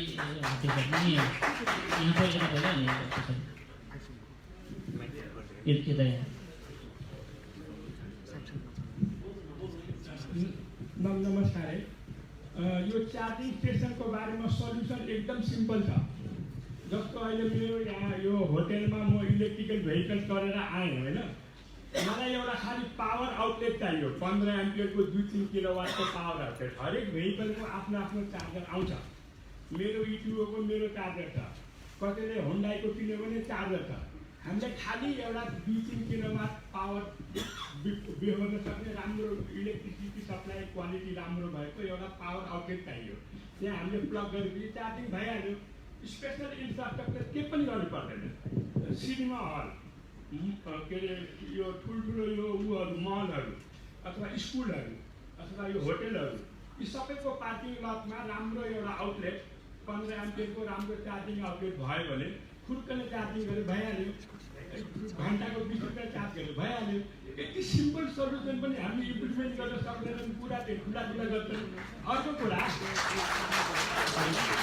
अर्को कुरा यो इटुरोको चार्जर एक थरी हुन्छ, हुन्डाईको चार्जर अर्को थरी हुन्छ, टोयोटाको चार्जर अर्को थरी हुन्छ. केही गरी चार्जिङ स्टेसनमा सबै भेहिकललाई चार्ज गर्न मिल्ने हो भने इटुरोको चार्जर हाल्नु पर्यो, हुन्डाईको चार्जर हाल्नु पर्यो. जस्तो हरेक मोबाइलको बेग्लै चार्जर छ त्यस्तै हरेक भेहिकलको पनि बेग्लै चार्जर हुन्छ. त्यो सबै चार्जरलाई मिट गर्ने एउटा चार्जरले मिल्दैन, किनभने ब्याट्रीको त्यो चार्जिङ प्रोफाइल फरक हुन्छ. त्यस कारणले हामीलाई अहिले सिम्पली के चाहियो भने म यहाँ होटेलमा आएपछि एउटा पावर प्लगमा मेरो चार्जर प्लग गरेपछि चार्जिङ भइहाल्यो.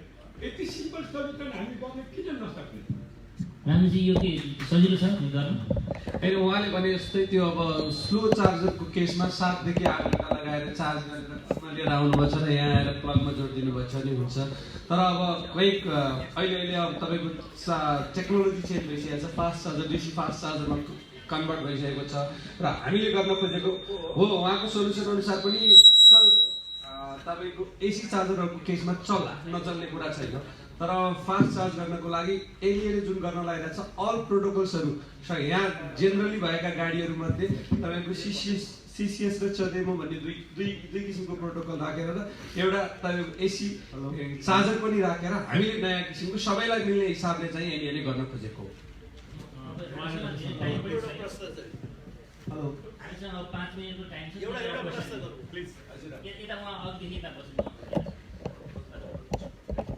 बाल सुन्दर Malla electrical engineer by profession consulting engineer म इलेक्ट्रिकल ड्राइभ सम्बन्धी पढेर आएको मान्छे। मेरो फर्स्ट क्वेसन नम्बर 1 चाहिँ इलेक्ट्रिकल भेहिकलमा गभर्मेन्ट सेक्टरले पनि नगरेको भन्दैन म है त्यस्तो चाहिँ ट्याक्स रिबेटहरू दिएको छ त्यो हुँदा हुँदै पनि किन प्रमोसन भइरहेको छैन द्याट्स द बेसिक क्वेसनमा के आउँछ भने first question is the cost why the cost of electrical vehicle is so much than other vehicles है यो सम्बन्धी कसैले एनालिसिस गरेर हेरेको छ इन्डियामा त्यति पर्नेको यहाँ यतिका कसरी पर्यो वाइ किनभने गभर्मेन्टले ट्याक्स रिबेट दिएको छ still it is so costly त्यसकारण चाहिँ के हुनु पर्यो भने यसमा पर्नुपर्ने कस्ट कति छ भन्ने त्यो सम्बन्धी एनालिसिस हुनु पर्यो नम्बर 1 है त्यो चाहिँ अहिलेसम्म भएको मलाई लाग्दैन। म त्यो इलेक्ट्रिकल भेहिकल पछि लगाएर आएको 5 वर्ष भइसक्यो अब जब रिजनेबल प्राइस हुन्छ म किन्छु भनेर तर I don't see this there is no chance अहिलेसम्म त्यो भएको छैन। अब डिलरका गएर कुरा गर्दाखेरि के गर्ने सर अब चाहिँ अब भर्खर डिजाइन भएको छ भर्खर रिसर्च भएको छ त्यसै कारण चाहिँ कस्ट सब एडेड अप भएर यहाँ नेपालमा हो कि नेपालको लागि मात्रै स्पेसल डिजाइन हो इलेक्ट्रिकल भेहिकल अरू देशमा हुँदैन इन्डियामा भइरहेको छ चाइनामा भइरहेको छ वाइ सो कस्टली नम्बर 1। अब त्यो कस्ट अनुसार चाहिँ गर्ने हो भने हाम्रो गभर्मेन्टले के कन्ट्रोल गर्नु पर्यो भने कुनै पनि कमोडिटी सेल गर्दाखेरि बाई ल ओन्ली 20% प्रफिट इज अलाउड उनीहरूले कति प्रफिट लिएको छ त ल ठिक छ प्रफिट लिएको छ त्यो अनुसार ट्याक्स तिरेको छ गभर्मेन्टले हामी इभन चेक कहिले पनि गरेको छैन त्यसमा नम्बर 2 नम्बर 3 प्रब्लम भनेको चार्जिङ स्टेसन प्राइभेट सेक्टरको मान्छेले चार्जिङ स्टेसन चाहिँ कहाँबाट ल्याउने एउटा चार्जिङ स्टेसन राख्नुलाई 3 लाख रुपियाँ पर्छ अरे भनेपछि त्यो भेहिकलको कस्टमा त्यो 3 लाख जोड्नु पर्यो त्यस्तो चार्जिङ स्टेसन अहिले जोशीजीले भन्नुभएको चाहिँ इट सुड बी एभाइलेबल त्यो कुनै ठुलो कुरा होइन it should be easily everywhere should be available. अब प्राधिकरणले के गर्न लाग्छ भनेको छ अब hopefully it will come very soon है। नम्बर 3 मेरो चाहिँ अब सबभन्दा इम्पोर्टेन्ट चाहिँ हाम्रो फ्युलको कस्ट चाहिँ नेपालको यति बढिरहेको छ है तर मोर ओभर इन्भाइरोमेन्टल अवेरनेसमा यति चाहिँ पोल्युसनमा भेहिकलको pollution is almost 30% of the whole pollution भनेपछि इलेक्ट्रिकल भेहिकल कति इम्पोर्टेन्ट छ सबैले भनेको चाहिँ ठिक छ भनेको छ तर चाहिँ आफूले गर्नुपर्ने सेक्टरको काम कसैले गरेको छैन। नम्बर 1 भनिहाले डिलर्सहरूले यसको प्राइस रिजनेबल छ कि छैन हेर्नु पर्यो गभर्मेन्टले त्यो चेक गर्नु पर्यो अब चाहिँ प्राधिकरण होस् डिलर होस् सबैले चार्जिङ स्टेसनको व्यवस्था गर्नु पर्यो है। अरू next question is the battery disposal हुने अघि विजयजीले भनिहाल्नुभयो this is not the big issue so far thank you.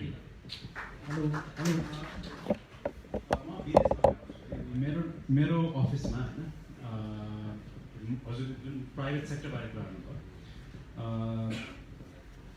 त्यहाँ चाहिँ इलेक्ट्रिकल भेहिकल प्रमोसन गर्नको लागि के गर्छ भनेदेखि पहिला कुरा त भेहिकल म्यानुफ्याक्चरर्सहरूले नै चार्जिङ स्टेसन राख्छ।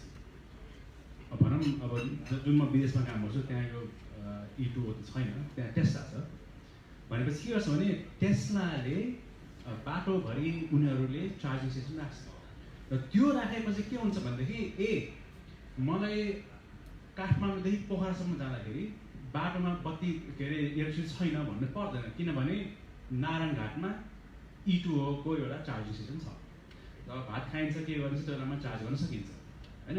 सो प्राइभेट सेक्टरले त्यसरी आफ्नै भेहिकलको सेल्स प्रमोट गर्नको लागि उनीहरूले नै चार्जिङ स्टेसन्सहरू राख्दै हुन्छ विदेशमा त्यस्तो पनि छ। अनि अर्को कुरा कस्तो पनि भन्दाखेरि जुन यहाँ भन्नुभयो हस्पिटलमा सिनेमाहरूमा होटेलहरूमा त्यो पनि एउटा फाइदाजनक हो किनभने मान्छेलाई थाहा हुन्छ कि धेरै अब त्यो पार्किङ स्टेसन खाली इलेक्ट्रिक भेहिकलको मात्रै रिजर्भ हुन्छ मेरो इलेक्ट्रिकल भेहिकल छ, मैले त पार्किङ पाइहाल्छु होइन। सो त्यो पनि एउटा मोटिभेसन हुन्छ। मेरो कम्पनीमा ठ्याक्क ढोकाको अगाडि 4वटा इलेक्ट्रिकल भेहिकलको पार्किङ सेसन छ। हाम्रो कम्पनीको पार्किङ लट 15 मिनट हिँड्नुपर्छ हाम्रो अफिसबाट होइन। त्यो त ठुलो हाम्रो फ्याक्ट्रीहरू छ। त्यसैले सोच्छन् मान्छेले अरे हरेक दिन म 15 मिनट आउने 15 मिनट जाने, आधी घन्टा मेरो टाइम हिँड्दैमा गयो। मैले एउटा बिजुली गाडी किनेँ भने ठ्याक्क मेरो अफिस अगाडि पार्क गर्न पाएँ। त्यही कुरा सोचेर पनि हाम्रो अफिसका मान्छेहरूले इलेक्ट्रिकल भेहिकल किनेका छन् भनेपछि अफिसहरूमा पनि यो महिन्द्रा यो हुन्डाई किया आज स्पोन्सर्स नै उहाँले फलो गर्नुभएको छ। उहाँहरूले मेरो इलेक्ट्रिकल भेहिकल बेच्नको लागि मैले यो 3 लाख रुपियाँ राख्छु, त्यो 3 लाख रुपियाँले मेरो 10वटा अरू 20 लाख 30 लाख जाने मोटरहरू बिक्री हुन्छन् भनेर सोचेर अगाडि बढ्यो भने नेपालमा एटलिस्ट काठमाडौँमा भनौँ या ठुलो सहरमा भनौँ इलेक्ट्रिकल भेहिकलको सेल्स बढ्छ होला जस्तो लाग्छ। नमस्कार, मेरो नाम चाहिँ उमेश राज श्रेष्ठ, म चाहिँ इरानको अध्यक्ष। मेरो सबैभन्दा प्रमुख प्रश्न चाहिँ के छ भन्दाखेरि हामीले बेसिक कन्सन्ट्रेसन हाम्रो जुन चाहिँ पब्लिक भेहिकलहरूमा गर्नुपर्ने चिज थियो त्यो पब्लिक भेहिकलमा भएको जस्तो मलाई लाग्दैन। किन भन्दाखेरि अहिले 300वटा बसको कुरा आइरहेको छ, 30वटा बसको कुरा आइरहेको छ, विभिन्न कुराहरू आइरहेको छ। तर हामीले यसो हेर्दाखेरि चाहिँ के त भन्दाखेरि अहिले पनि बिग बसेसहरू नै दर्ता भइरहेको छ। ठुलो बसेसहरू डिजल बसेसहरू अहिले इम्पोर्ट भएर दर्ता भएर चाहिँ सञ्चालनमा आइ नै राखेको छ। यो भनेको चाहिँ अर्को 20 वर्षसम्म हामीले स्टिल त्यो डिजल बसेसहरू चाहिँ चलाउने नै हो।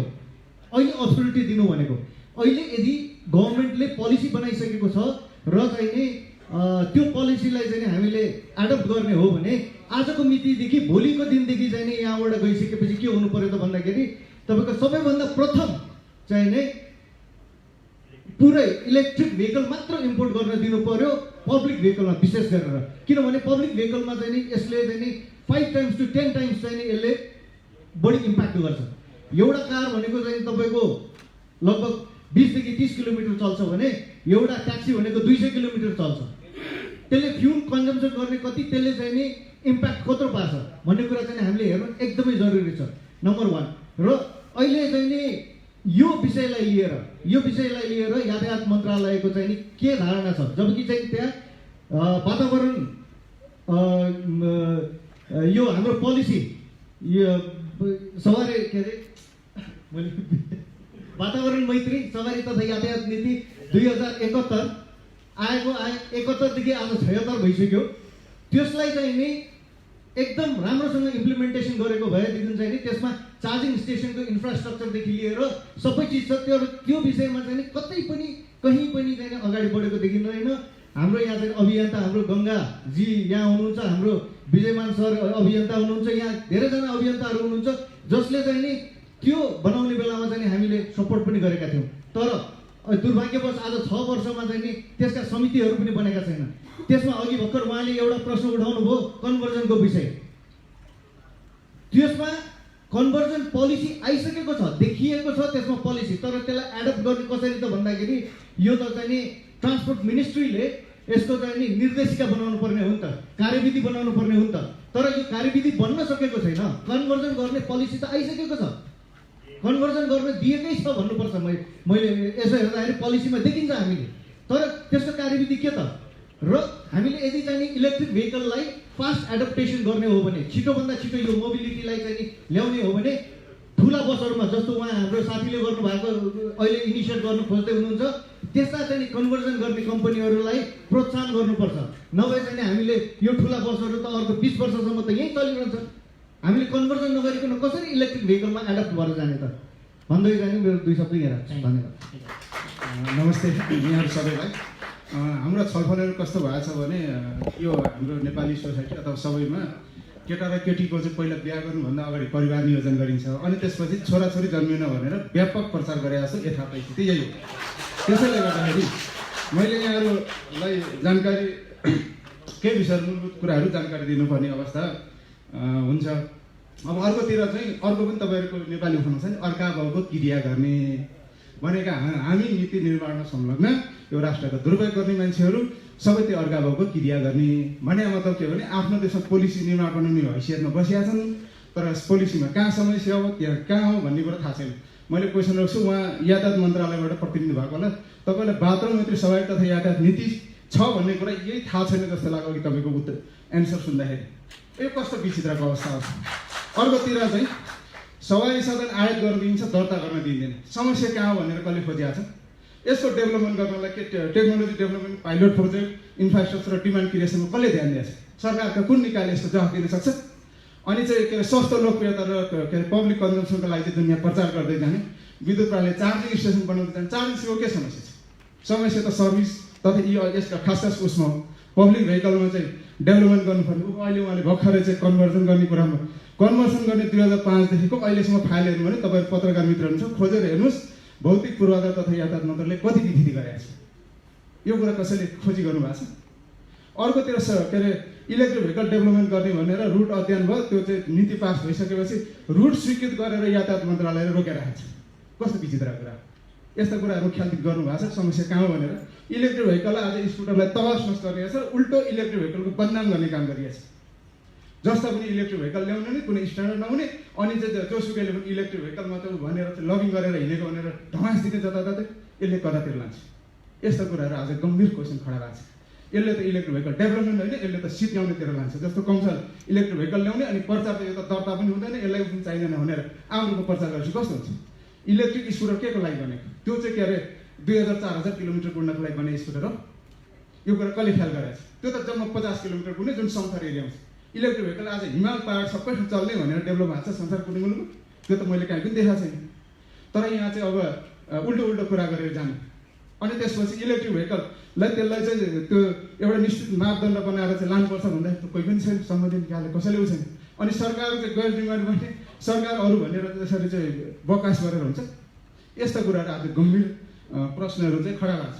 त्यसैले गर्दाखेरि अहिले हामीले साँच्चै समस्या कहाँ हो? नीति बनाएको छ, नीति कार्यनीति योजना भनेको के हो? बाथरुम मैत्री सवारी तथा यातायात नीति भन्छ उहिले 31 भदौ 13 गते स्वीकृत गराएको छ। कस्तो नीतिलाई कसरी कार्यान्वयन गर्ने भने कार्ययोजना चाहिने। बजेट आउँछ ल इलेक्ट्रिक भेहिकल आउने सबै भ्रम पर्छन्। मैले अघिल्लोचोटि अर्थमन्त्री स्पष्ट भनिदिएँ, तपाईँ कहिलेसम्म मान्छे ठग्नुहुन्छ? स्पष्टमा भनिदिएँ, यो राष्ट्रपतिको राष्ट्रको लागि काम गर्छौँ कि विदेशी मल्टिनेसनल कम्पनी अथवा कुनै यसको एजेन्टको काम गर्दैछ? यहाँ बनेका यहाँ इलेक्ट्रिक भेहिकल बनाउनु पर्ने भने बेसरी कर थुपार्नु, अनि त्यसपछि बाहिरबाट आउने अथवा फेरि त मैले विरोध गरेँ होइन, बाहिरबाट पनि कर छुट जरुरी छ। यस्ता कुराहरूले चाहिँ कहिले नहुने। यो कुरा हामीले कसले ध्यान दिने भन्ने कुरा चाहिँ आज गम्भीर खालको क्वेसन छ। उहाँले कुराहरूमा कन्भर्सन गर्ने भने केले बाधा गरेको छ, कसले उठाएको छ आसनको छ? सवारी तथा यातायात व्यवस्था 2049 दफा 39ले चाहिँ एउटा त्यो म्यानिपुलेट गरेर भनेर चाहिँ कुनै पनि स्टेसन परिवर्तन गर्न पाइने छैन भनेर राखेको शब्दलाई आज कहिलेसम्म खेलाएर चाहिँ मान्छेलाई भ्रम गर्ने र यो देशका उद्यमशील अलिक जागरुक के अरे नागरिकहरूलाई चाहिँ ध्वस्त पार्ने, यस्तो खालको चाहिँ गम्भीर खालको प्रश्न छ। अब तपाईँले धन्यवाद भनिहाल्नु, अरू धेरै चाहिँ मैले अहिले यो दिनमा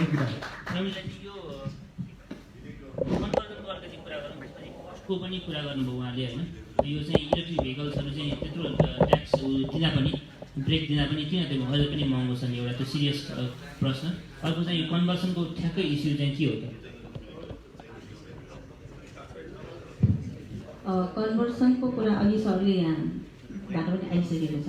अब जस्तो चाहिँ अब हामीले त्यो कन्भर्सनको कुरो अहिलेसम्म हाम्रो ऐनमा नभएको कुरो भएको हुनाले हामीले अब यसै बोल्न सकिएन, किनभने हामी पनि कर्मचारी भएको कारणले गर्दाखेरि हामीले नै ऐनमा टिकेरै बोल्नुपर्ने हुन्छ। त्यस कारण अब कन्भर्सनको विषयमा अब भविष्यका दिनहरूमा त्यसलाई आवश्यकता ठानेको अब यस्तै आवाजहरू आइसकेपछि नि अब सरकारले पनि सोच्ने हो, किन भन्दाखेरि सबै विषय सबैलाई थाहा हुन्छ भन्ने हुँदैन, कतैतिरबाट यसरी नआइकन फेरि त्यसमा अगाडि पनि बढ्दैन। त्यो भएको हुनाले मलाई लाग्छ यो चाहिँ अब यसरी आवाजहरू आइसकेपछि बिस्तारै हामीले अगाडि बढ्दै लैजाने भन्ने चाहिँ विषय जस्तो लाग्छ। अनि अब कस्तो कुरा गर्दाखेरि पनि मलाई पनि यो मैले अघि भने म मेकानिकल इन्जिनियर नभएको हुनाले इलेक्ट्रिक भेहिकल चाहिँ नि अब फसिल फ्युल भेहिकलको कम्पेयरमा किन धेरै महँगो भइरहेछ भन्ने विषयमा मैले सुनेको चाहिँ त्यसको सबभन्दा बढी कस्ट भनेको ब्याट्री नै हो भन्ने मैले सुनेको छु। अन्त ब्याट्रीको कारणले गर्दाखेरि त्यसको र एउटा एनालाइसिसले के पनि भनेको छ भन्दाखेरि त्यसको इनिसियल कस्ट हाई हुन्छ, तर त्यसको मेन्टेनेन्स कस्ट र इम्प्लिमेन्टेसन कस्ट कम हुने भएको हुनाले फोसिल फ्युलको भेहिकल्सको कम्पेयरमा इलेक्ट्रिक भेहिकल्समा सुरुको इन्भेस्टमेन्ट हाई भए तापनि त्यसको चाहिने मेन्टेनेन्स कस्ट र इम्प्लिमेन्टेसन कस्ट कम हुने भएकोले गर्दाखेरि यो फोसिल फ्युलभन्दा इलेक्ट्रिक भेहिकल्स चाहिँ किफायती नै हुन्छ भन्ने चाहिँ मैले सुनेको छु। र त्यसमा तर मैले अब भन्नुपर्दाखेरि म आफैले यो एनालाइसिस गरेको विषय होइन, जस्ट मैले सुनेको विषयलाई चाहिँ यहाँ मैले राखेँ। यो उहाँले भनेको नि हिजोले यो जुन प्राइभेट सेक्टरलाई यसमा कसरी इन्भल्भ गराउने भन्ने कुरा उहाँ जुन टेस्लाको जुन इक्जाम्पल दिनुभयो चार्जिङ स्टेसन्सहरूमा चाहिँ कसरी पार्टनरसिपहरू गर्न सकिन्छ, अघि उहाँले चाहिँ जुन अफ पिक आवर्सको चाहिँ कस्टको कुरा पनि गर्नुभयो होइन। सो यी कुराहरूमा चाहिँ के एनईले कुनै कामहरू गरिरहेको छ, कसरी इन्भल्भ गराउने यो म्यानुफ्याक्चर कम्पनीहरूलाई भनेर कि यो मार्केट धेरै सानो भयो के हो त्यो चार्जिङ स्टेसनको हकमा राजुजीले त्यो कुरा एक्सप्लेन गर्नुहुन्छ। मलाई लाग्छ एउटा सार्वजनिक सेक्टरबाट कसरी गर्ने, एउटा प्राइभेट सेक्टरबाट कसरी जाने भनेर उहाँको पोलिसी कार्यविधि लगभग तयार गरिसकेको अवस्था छ जस्तो लाग्छ मलाई चार्जिङ स्टेसनको हकमा। अरू अब एनर्जी कन्जम्सनको हिसाबमा इन्फ्रास्ट्रक्चर तपाईँको यो चार्जिङ तपाईँ इलेक्ट्रिक भेहिकलको कारणले गर्दाखेरि डिस्ट्रिब्युसनको हाम्रो इन्फ्रास्ट्रक्चर कति अपग्रेड गर्नुपर्छ, कहाँ अपग्रेड गर्नुपर्छ, काठमाडौँ भ्यालीमा कहाँ हामी युज गर्छौँ, कहाँ ट्रान्सफर्मरलाई थप्नुपर्छ, ती कुराहरूमा हामीले पूर्वाधार बनाउने हिसाबमा चाहिँ सोचिरहेका छौँ। अहिलेको अवस्थामा अहिलेको चार्जिङ अहिलेको हिसाबमा जस्तै बिहान सुजित आचार्य सरले भने जस्तै 6000 to 8000 नम्बर्स थाउजन्ड्सको सङ्ख्यामा चाहिँ इलेक्ट्रिक भेहिकल्स तपाईँको आउँदो केही वर्षमा हुने हो भने त्यति बेलाको हाम्रो कन्जम्सन को लागि हाम्रो इन्फ्रास्ट्रक्चर डिस्ट्रिब्युसन लाइनहरूलाई चाहिँ हामीले पक्कै पनि तपाईँको अपग्रेड गर्नुपर्छ, ट्रान्सफर लगायतका सबै चिजहरूलाई अपग्रेड गर्नुपर्छ। अहिलेको अब 1-2 वर्ष 2-3 वर्षको लागि त अहिलेको सिस्टमबाट हामीलाई डिस्ट्रिब्युसन गर्नको लागि कुनै पनि समस्या छ जस्तो मलाई लाग्दैन। राजु यो पोलिसीगत रूपमा चाहिँ हामी यसमा क्लियर हुन होइन, अहिले यसो कुरा बुझ्दा के भने अलिकति धेरै यो इन्टर मिनिस्ट्री इन्टर डिपार्टमेन्टमा अलिकति यो कन्फ्युजनहरू पनि देखियो होइन। सो यी कुराहरू अलिकति क्लियर हुन जुन अहिले धेरैवटा जायज प्रश्नहरू पनि आए ती कुराहरूलाई एड्रेस गर्न हामीलाई यो एउटा कुनै कति टाइम लाग्ला त हो?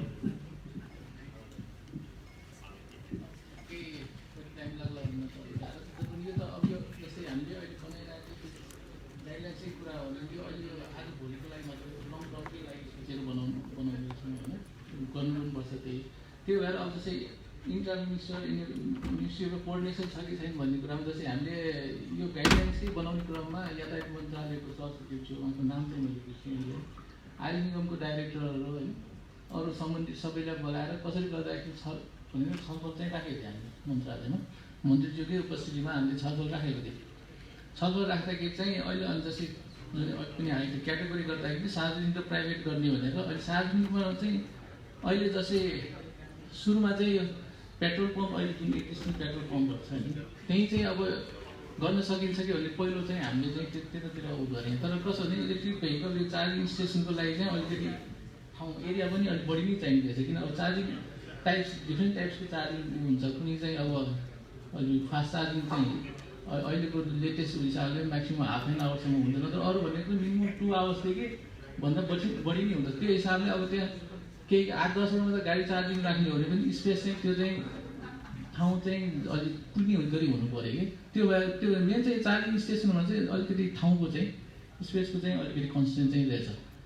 त्यो हिसाबले चाहिँ हामीले चाहिँ अब पब्लिकको लागि चाहिँ अहिले भएको पेट्रोल पम्पहरू जस्तै अब साझा यातायातकै भयो होइन, प्राधिकरणको विभिन्न ठाउँहरूमा कहाँ राख्न सकिन्छ त्यो चाहिँ फोकस गरी, अनि प्राइभेट सेक्टरहरूको केसमा चाहिँ विभिन्न यो कमर्सियल मलहरू भयो होइन, प्राइभेट सेक्टरहरूको जस्तै हस्पिटल स्कुलहरू कहाँ राखिन्छ त्यो एरियालाई चाहिँ हामीले आइडेन्टिफाई गरौँ। धन्यवाद। हामीलाई दिएको निर्धारित समय सकिएको छ।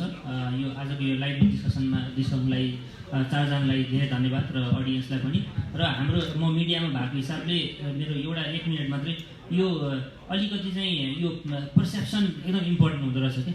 यो पोलिसी एकदम गजब भएर मात्रै पनि हुँदैन, पब्लिकले कसरी बुझ्छ, हामीले कसरी त्यसलाई अगाडि बढाउने भन्ने कुरामा अहिलेको मैले सुरुमै राखेको प्रश्न जुन 5वटा BYD बस छ त्यो 5वटा बस ठुलो कुरा होइन, तर त्यसले के मेसेज दिइरहेछ भन्ने कुरा I think it's very important. कि जो 5वटा ADPमा आइरहेको 5वटा बस पनि सर्टिफिकेसन मिलेन यो भनेर चाहिँ लफडा गरेर अहिले चाहिँ प्रधानमन्त्री आफैले उद्घाटन गरेको बस चाहिँ आजसम्म नचल्नु चाहिँ त्यसले चाहिँ यो इलेक्ट्रिक जुन हामी फ्युचरमा जान खोजिरहेको छौँ त्यसले राम्रो सन्देश दिँदैन।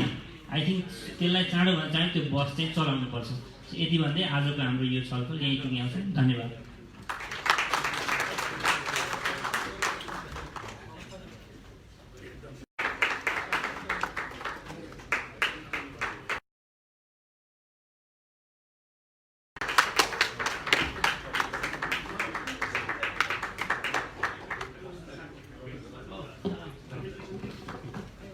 Ladies and gentlemen, I would also like to take this opportunity to thank our sponsors of the conference, Hyundai Lakshmi, Pagli Aunty, NMB Bank, Bionet, and also our supporting partners, Tigo, Easy Taxi Nepal, Pashupati Energy Development Company Limited,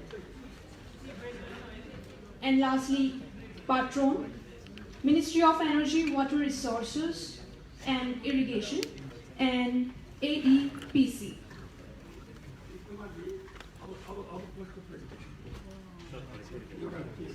Ladies and gentlemen, now we have a presentation on policy and investment project for electric mobility by Mr. Rowan Fraser, who is country representative of GGGI.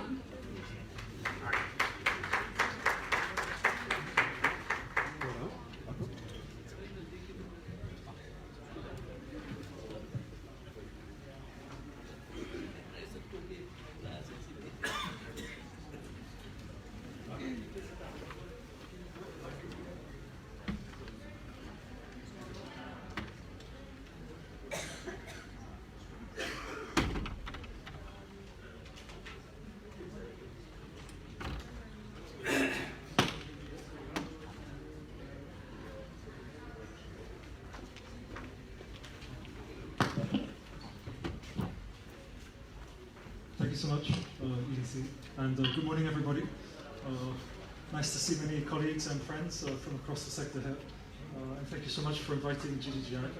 I will make a small presentation now about some of the investment and policy discussions and projects that we have been implementing. Can you hear me okay? Yeah? Okay. Okay. So firstly, just to briefly introduce GGGI, because we are a relatively young organization and many colleagues are not familiar with us.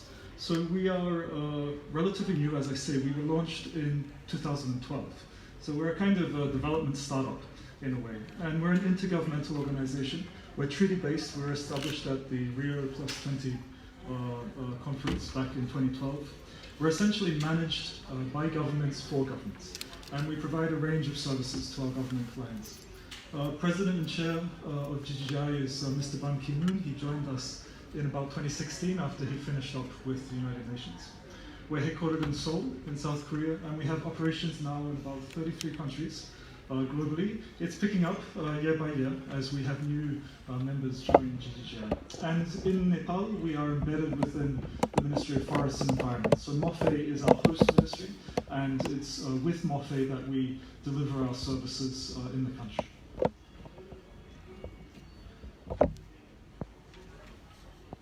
So we provide two types of services primarily. One is policy, and and the second is investment. And I'll get into some of these in terms of the policy and investment work that we've been doing in electric mobility here in Nepal.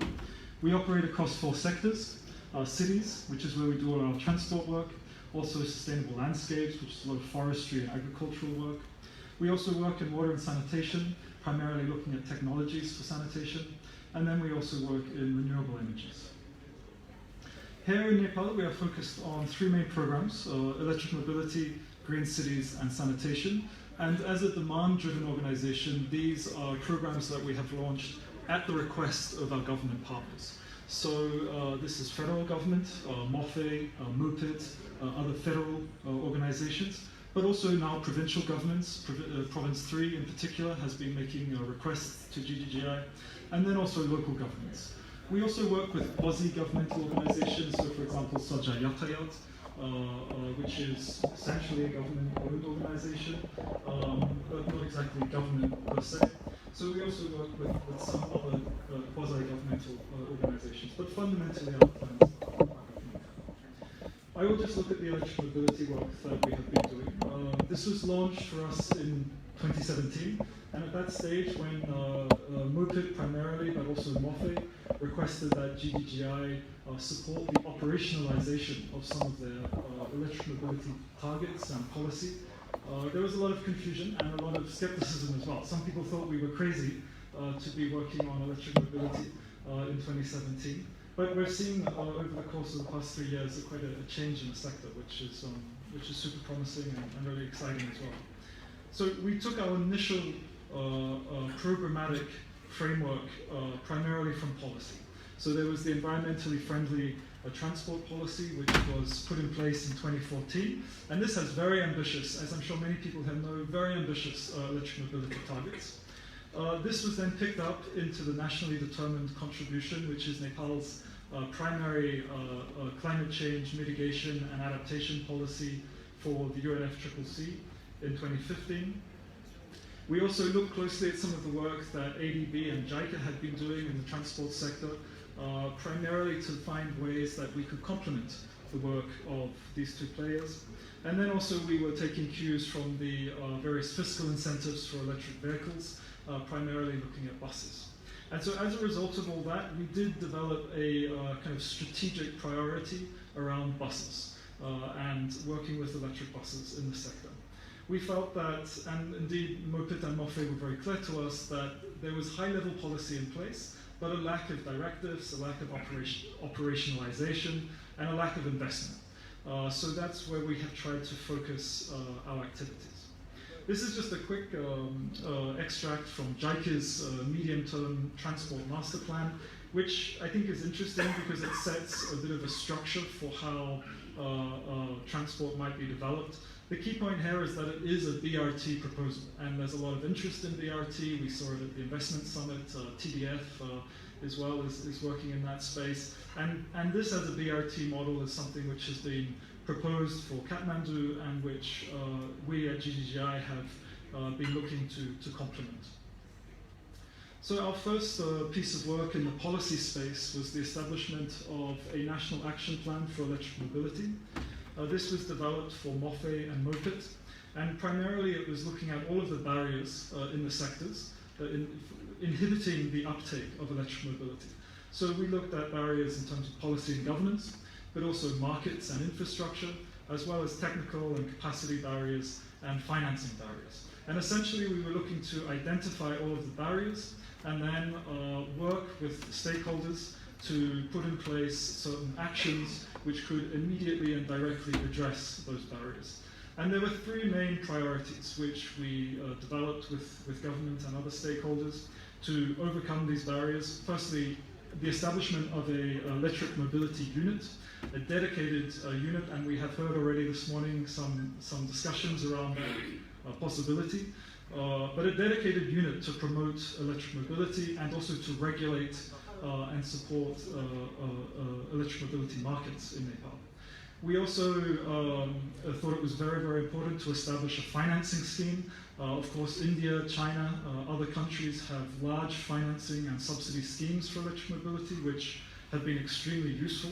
There isn't really one here in Nepal, but we looked in this action plan at designing a kind of conceptual national financing vehicle or subsidy scheme to support electric mobility. So a unit, institutions, and then financing, and then the third one is to launch a dedicated program for electric mobility, focusing on infrastructure and markets. This, as a policy product, was picked up and launched by Prime Minister Oli back in October of last year. And this has been, I think, quite useful in terms of cementing government commitment to electric mobility.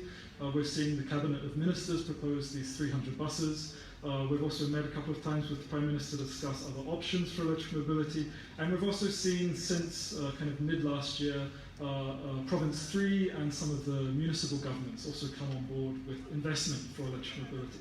So I think this type of high-level support for the sector is extremely valuable.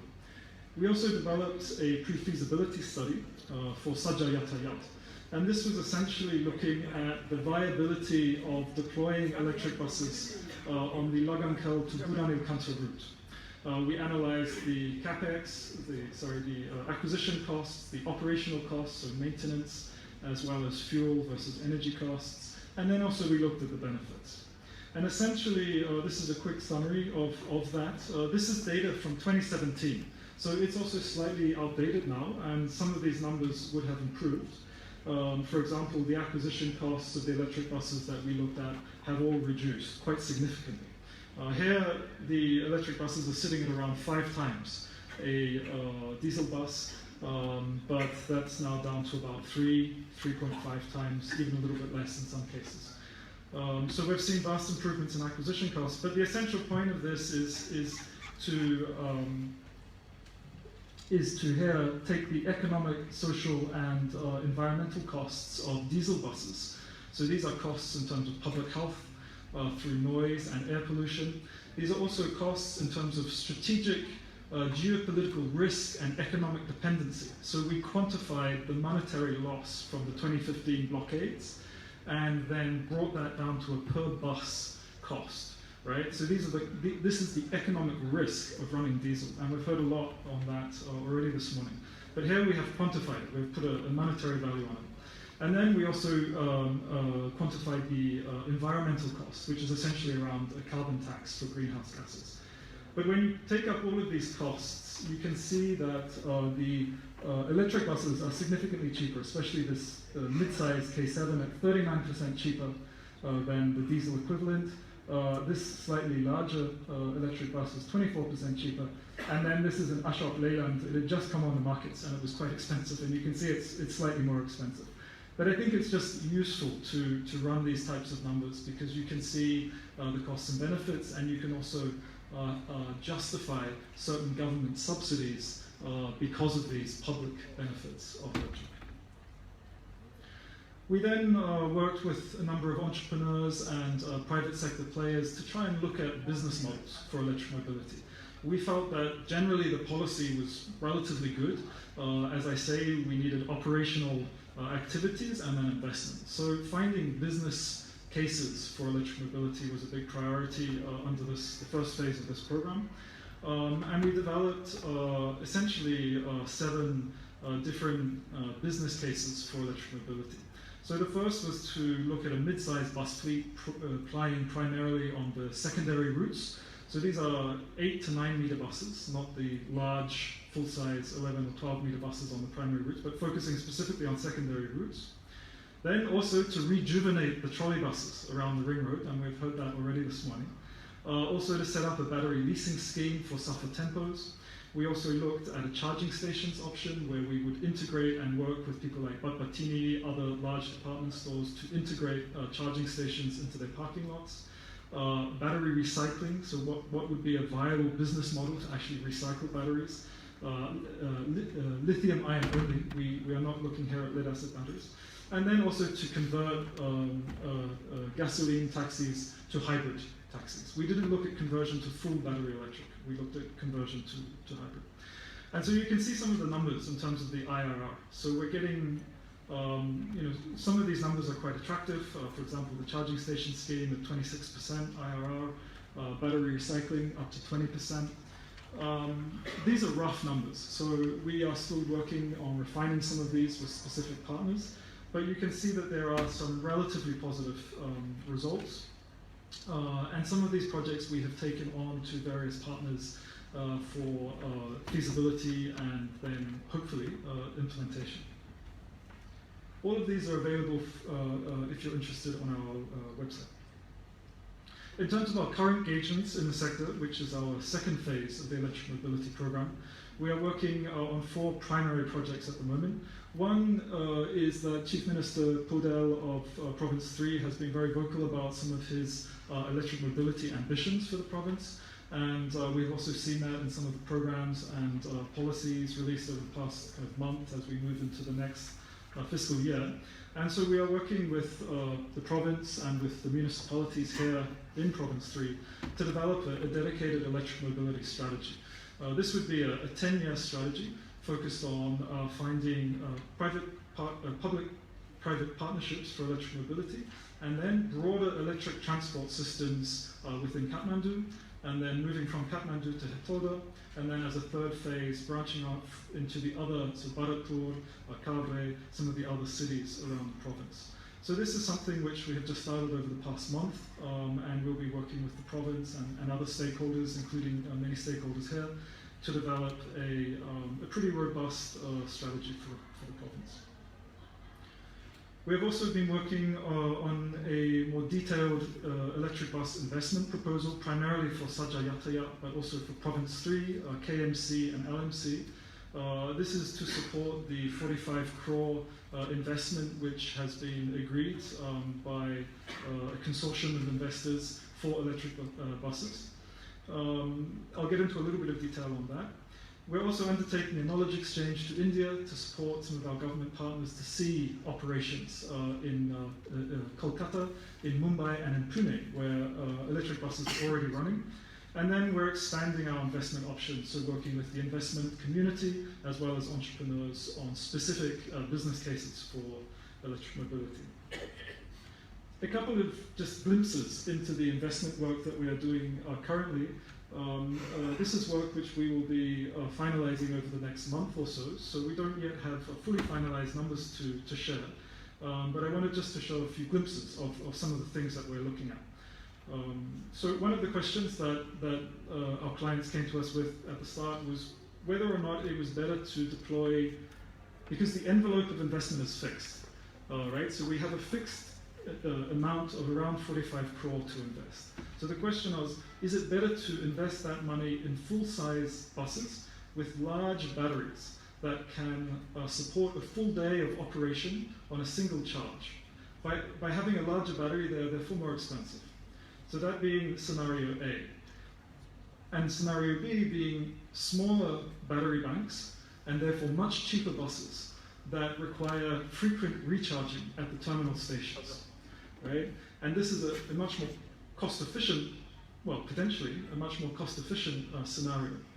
So we looked at both and tried to work out whether one was more cost-effective, and then also look at the kind of operational and technical viability of these two scenarios, because it has a large impact on both how the investment money is used, how it's spent, and then also how the operations in terms of buses on the road here in Kathmandu are deployed.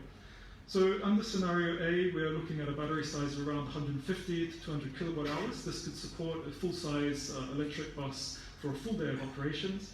The price is higher, as I say, just slow charging overnight at the depot, versus scenario B, where we have about 30% of the full capacity required per day, a lower price, slow charges overnight, and then also fast charges at the terminals. These were some of the investment costs, primarily upgrade at the depot and the terminals. This, we were looking at the Lagankel to Budanu-Kanto route again. And essentially, when we ran the model for this, the scenario B option, which is the smaller size buses, is slightly cheaper. You can see it's 31 crore versus 34 crore. This is capex for the buses. And then for the charging stations. So it's about 10% cheaper, right? Scenario B is about 10% cheaper. On the operational side, you do have a slightly more expensive option here with scenario B. It's about 40 lakh annual cost of operating the fleet and the charging stations versus 31 lakh here. But even when you incorporate that operational increase in terms of cost, scenario B is still cheaper. This is over a 20-year life, so 20 by 9 is still less than 330 lakh. So scenario B is cheaper. It's a more cost-effective model when we run the numbers. But you do get installation risks, and you also get other operational risks, for example, traffic jams. Even just finding land at the terminal stations can be quite complicated. These types of things create risks which, from an operational perspective, almost don't justify the only 10% financial optimization. So from our perspective, while scenario B is more cost effective, operationally it's more risky. And so the position that we have taken through consultations with our client is that ultimately scenario A is a better scenario to proceed with. And so that's the investment scenario that we are modeling. Just to show some of the numbers, we're running through all of the capex, the bus registration costs, installation costs for the charging stations, all of that. And then based on that, trying to look at some of the financial performance of this as a fleet. And one of the things that we've been trying to do is work out how different routes perform financially. So what is the return on investment of various routes? So we've been looking at about 4 or 5 routes in Kathmandu and then also out to Bharatpur and one to Hitoda, which are not feasible. But these are metropolitan routes, and you can see that the IRR differs by route. And so here we're trying to work with Sajja Yatiyat, which is the primary client for this piece of analytics, to understand any cost or kind of cross-subsidy options between routes, and also to optimize the entire portfolio of buses across all routes. So even if one route has a lower IRR but is providing transport services in an important area of the city and is therefore justified, if that low IRR can be offset by other more profitable routes. So working with the portfolio, and we're getting a kind of entire portfolio IRR of about about 2% essentially. So an okay IRR for a public transport operation.